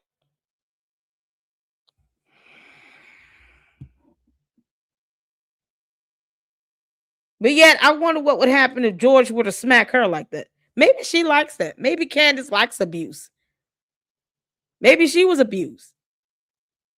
Candace, you're an insult to all women. To portray Erica Kirk as a child groomer based on no evidence whatsoever. While Candace Owens herself has quite the track record of defending men who range from convicted child molesters to men who are charged with trafficking of minors and sex with a minor. That's who Candace Owens is. So Candace Owens, please spare me the virtue signaling of you pretending that you care for child grooming. All right, you absolute hypocrite. Okay. Dr. Umar John. Oh, what a demon. Candace, you're a demon. Candace Owens. Oh my God, y'all. I don't even know what else to say. I don't know. I don't know what else to say. That was hard to see. That was hard to see. Andrew Tate smacked this woman on video and pulled out his belt, and she's defending that and interviewing him, giving him a platform, defending 5 Pete who sat here and essayed underage girls, one of which was convicted. That is absolutely depraved behavior. And what does she do? She's doing a series on Erica Kirk where she's pulling up Erica Kirk's yearbook photos of her being in the 1st, 2nd, and 3rd grade. You know, underage. With other minor children in that yearbook photo. And she's loving this. She's delighting in it. The candy ass cult members, they're loving that. Watching underage children being shown in yearbook photos. Because they're just as sick and depraved as she is. They're just as demonic. And they're even dumber. Erica Kirk, you're going to have to sue her. Because I fear down the line, and I haven't missed it. I've called it every single time. I said, if you respond, have an attorney. But Candace is so obsessed that I don't put it past her that she would bring harm upon you and your kids physically. That she probably would co-sign on something horrible happening to you and your 2 children. She doesn't care that you and your kids are getting death threats and kidnapping threats. The cult members go after people because they're Jewish conservatives. And she's defending Andrew Tate like this, knowing she has a daughter. Candace probably wouldn't even care if her 16-year-old came to her and said, yeah, I want to go out on a date with Andrew Tate. Like, yeah, he's a good guy. Your dad likes him. It's so disgusting. And yet she lies about having 2 degrees and refuses to show them. Candace, you and the devil are both a liar. Your dumbass cult members have no power over here, which is why they keep whining and complaining in the chat. And you're all sick and depraved if you think what we just saw was worth defending. While you're putting up photos of 1st, 2nd, and 3rd graders in your videos, just so you can sit here and show us all how envious and jealous you are of Erica Kirk. This is why Charlie didn't pick you. Can't make this up. Candace is pure evil. Defending that? You defending that? Y'all, we gotta end it on some lighter note. Because, oh my God. Yeah, I'm a grown woman. I'm a mother. It is disgusting seeing that. And Candace was trying to defend it. That's her thought process. All this because she thinks this is a PR. She feels like this is just a PR stunt for me. This is all fun and games for me. This is just a show. It's to get views. I'm the #1 podcaster. Even if it means her selling her soul and putting her 16-year-old daughter in the room with Andrew Tate alone. I want the candy ass cult members to think about that. What you sow shall you reap. Why would you co-sign evil like this? Most of them probably looking at 16-year-olds, the candy ass cult members. Because you all are sitting here excited about looking at 1st, 2nd, and 3rd graders in yearbook photos. You disgusting fucks. It's gross. These are children. Candace is sitting here posting them up in the show for what? We don't need to see how any of these kids look or who they are or what she went to daycare. And you seen your pedo group cult members after this pet, and then they're gonna be stalking these schools. For what? You sit here and talk about trafficking. You're opening the door for that. Candace is the black female version of Ghislaine Maxwell. You can kiss my ass, Candace. I will never care how you feel. I want you to know that. Let's pull up, because I don't know if Ami did a new video or not. Let's see. Ooh, child. I'm a mom, and you can't tell me seeing her defend that. You know, that's somehow okay. Oh, Ami got a new video, y'all. We gotta watch it. We gotta watch. Turning our attention to— oh yeah, this is gonna be good. Who child? Y'all ready? We gotta end it on a. We want to get some laughed out of this, okay? I want to thank you all so much for tuning in as well. I see the candy asses are silent, you know, because most of them probably don't care about a 16-year-old being left behind with Andrew Tate.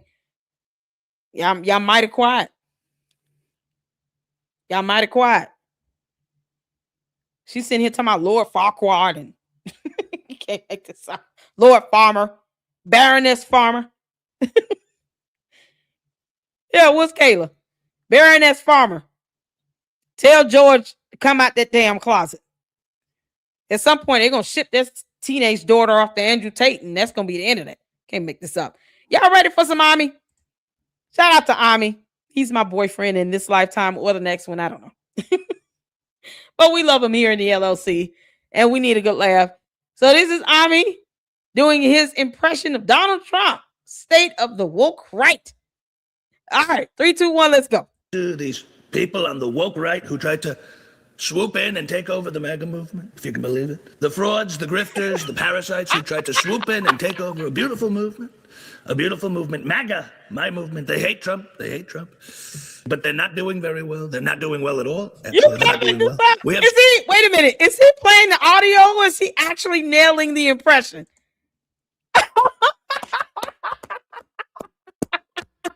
Is he nailing the impression? Y'all, can't tell the difference. If you close your eyes and you listen to this, you would think he's playing the audio version of Trump himself. You can't make this up. This is so good. Turning our attention to these people on the woke right who tried to swoop in and take over the MAGA movement, if you can believe it. The frauds, the grifters, the parasites who tried to swoop in and take over a beautiful movement. A beautiful movement. MAGA, my movement. They hate Trump. They hate Trump. But they're not doing very well. They're not doing well at all. Actually, they're not doing well. We have some new people who tried to join, tried to get in on it. They tried. Carrie Brigitte Baller. This Carrie Brigitte Baller. She's hot, but she's dumb. Dumb as a doorknob. So dumb. So dumb. She thought she could use the whole Catholic anti-Zionist thing, which is a new trendy thing on the woke right. She thought she could get in on that. She's late to the party. She thinks she could put on some glasses and look like an intellectual. And I know this person. She thinks she could come across as smart, but the truth is, it's very transparent. She's a clout chaser. She's chasing so much clout. She's got a body and a face that's a 10, but that's also her IQ. So it's not going to happen. It's not going to work. If she wants to go on Candace Owens' show, she should just ask her. Just DM the booker. They're desperate for guests. And speaking of which, you have this Candace Owens, my God, nasty woman. Such a nasty person. Really nasty. Psycho bitch. Unbelievable, this person. Can you believe it? You've never seen anything like it. A total parasite going from movement to movement, from left to right to left. She doesn't know what she is, but she knows that she loves the clicks and the clout so badly. And for all of those who were on that Candace train, I know you're regretting it. I know you are. That's okay. You can redeem yourselves. Get off that train fast because it's heading towards a cliff. It's already there. It's off the cliff. It's off the reservation. Crazy psycho bitch energy. And she's vengeful and resentful. And this is a losing battle. And we know it. I say keep going. Keep going. And we'll see where that ends up. It's not going to be a good place. You know, it's not going to be a good place. Gone after Israel, the Jews, now widows, anyone in her path. I mean, it's crazy. It's like crazy people. This is so good. Crazy. I'm sure Megyn Kelly is really regretting her decision to defend this person. She's not. She's regretting it. We know she's regretting it. There's probably blood coming. Megyn Kelly, you are a whole coward and a half. You're a whole coward. I just want to make sure I'm clear on my stance with that. Megyn Kelly, that fake Officer Tatum clown, you cowards. You would think they would grow a spine. Megyn Kelly have just as many subs as Candace have. And yet she acts like Candace has some dirt on her. You can't make this up. You can't make this up. Y'all army is nailing this. Oh, this is so good. Out of her ears, blood coming out of everywhere. That's the truth. I remember that. And it's probably happening again. She could redeem herself if she wants to. She's got to apologize. No, she really she has to can't. apologize. She's done a terrible disservice to her reputation. Terrible disservice. She's losing all that credibility, and we all know it. You all know it. You got Fuentes, who sounds like an illegal immigrant. Fuentes, I don't know what that is. Who would have thought the biggest white supremacist in this country would be Hispanic, if you could believe that? Nick Fuentes, Sneeko, and Cavicular. Just say you're gay. Honestly, just say you're gay. You can come out. Candace's husband, George, will be happy to hear that. He'll be happy. Myron Gaines, change it to Myron Gaze. Say you're gay. It's fun. Come out of that closet that you're streaming from. All your angry rants. He's so angry, this guy. So angry. Tucker Carlson, I brought him into the Oval Office. I gave him a little patch. I gave him a little spanking because he's obsessed with Israel. He's obsessed with the Jews. He's claiming Bibi's got a hold on me. I think Bibi's got a hold on him. He can't stop talking about it. This guy, can you believe that? Can't stop talking about it. He's obsessed. He's obsessed. I'm not obsessed. We're doing just fine. We're doing great. We have a great partnership, a great relationship with Israel. Tucker's got a problem. I don't know what his agenda is. He's just confusing everybody, saying a whole bunch of nonsense. He's kooky, very kooky with that demonic laugh. He's laughing like a crazy demon. I know he had some trauma with that demon. I know the demon did things to him. He claims the demon did things. And can you believe that? The demon clawed him up and scratched him up. Well, I don't know. Maybe it was Clavicular who did that. We don't know. Very confusing a lot of Americans, turning people against me. I don't like that. Turning people against themselves. Tucker Carlson claimed the demon did something to him? What the hell? Are you serious? Yeah, I don't listen to Tucker Carlson. I can't get past the Mickey Mouse-esque voice. It's so weird. It's like when he gets excited, he turns straight into Mickey Mouse. Can't make this up. Yeah, he said a demon did something to him. This is priceless. Candace, you suck ass. I don't like that. He's a divisive, horrible person, really. He's very disingenuous. He asks a lot of questions because he claims he doesn't know anything, and he's playing a really nasty game. Nasty game. He talked to Mike Huckabee, who's a great guy, doing great things for me, and he was playing a game the whole time. You could see it. He wasn't asking questions at all. He was doing pure manipulations, horrible manipulations. We don't need that in our country. We need honest players. We need honest, truthful people who are seeking the truth. We don't need people who are trying to distort it. Tucker's getting a spanking from me. I'll be the demon he sees in the street from now on. I can tell you that. I can tell you that. And all of these other people, the isolationists who are putting out their takes online, guess what? Nobody cares. Nobody cares. It doesn't affect policy at all. It's completely irrelevant. God bless you if it helps you build your audiences. Keep going. Great. It builds your online audiences. At the end of the day, doesn't do jack shit for policy. So that's okay with me. We make our decisions based on the best interest of these United States, because we care about these United States. These people care about their online audiences. I understand that. They have to do what they have to do, but they're full of hypocrisy and double standards, and a lot of them are thrown down on the Candace Owens train, and boy, that's going to damage their integrity and credibility, and we know that. And we know that. That's okay. And that's the current state of the woke right. It's not doing very well. You have all these people who try to use anti-Semitism, anti-Westernism, anti-Americanism, anti-MAGA. They try to take it over for their own clicks and clout and gains and self-aggrandizement. But the audiences, they see through that in the long run. So they may have short-term gains, but it's going to be long-term losses, the likes of which you've never seen. Long-term losses. And it's going to take some courage to stand up to it. But I think as Americans, as proud Americans who care about our country, who care about the West, who care about the values that we stand for, that we can confront it, stand up to it. We're going to do that. And the Democrats sitting over here, these people are crazy and really crazy. And guess what? While there's all this infighting going on, being stoked by these woke right people, they're going to walk away with political victories. I can tell you that. They're going to walk away with it. And you'll find yourself in a left-wing hell, and you wonder why it happened. It's because you didn't stand up to the bad people on your own side, so to speak. They're not even on your side. Guess what? They're on the same side as these crazy Democrats because they're going to get them elected all the same. So don't let that happen. I'm not going to let that happen. Spot on. We're not going to let that happen in this great country, the United States of America.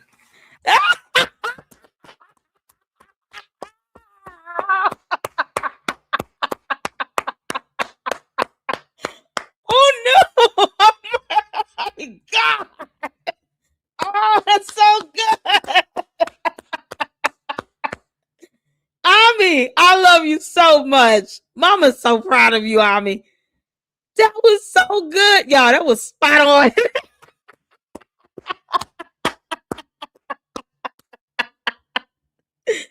Oh my God. Mister, I think I had words with her on X.com today. Yeah, I ended up going in. What's this clown named Billy? He got so mad. I told him I have a show to do. I'll come back and finish you off later. Yeah, I've been on it on X.com today. Oh, I went in with this clown. He was so mad. I'm posting up photos saying Candace is a demon because they all mad. They're so triggered by that. I was like, add me to the list of people that all the people that accuse of it's a coordinated attack if they're calling Candace a demon. No, she's just a demon. She said she's an alien. You got mad when we went with that. Now we say she's a demon and somehow it's coordinated attack. No, she's just a dumb demon from hell. Or a dumb alien demon from hell. Whatever. This is what it is. But yet, the candy asses are losing their mind on X. And their whole defense is the same thing over and over again. While none of these morons understand what defamation is. So they can find out our way in court. Who cares? Megyn Kelly is certainly not going to teach them anything as a former litigator. Oh, you clown. Yeah, when I say I've been going in over here. They're so mad at me. Oh, Lord have mercy. Global Globe. Y'all, Candace said Global Globe. She thinks she should be nominated for a Global Award. Not the Golden Globe. No, the Global Globe. Oh, I've been going in. Oh, this is something else. Thank y'all so much for tuning in. We've had a lot of fun. Shout out to MilkBarTV. Thank you so much for stopping in and hanging out with us, Milk Bar. Oh my God. That's something else. I mean, just the idea that, yeah, Billiam is still going in. Look at this.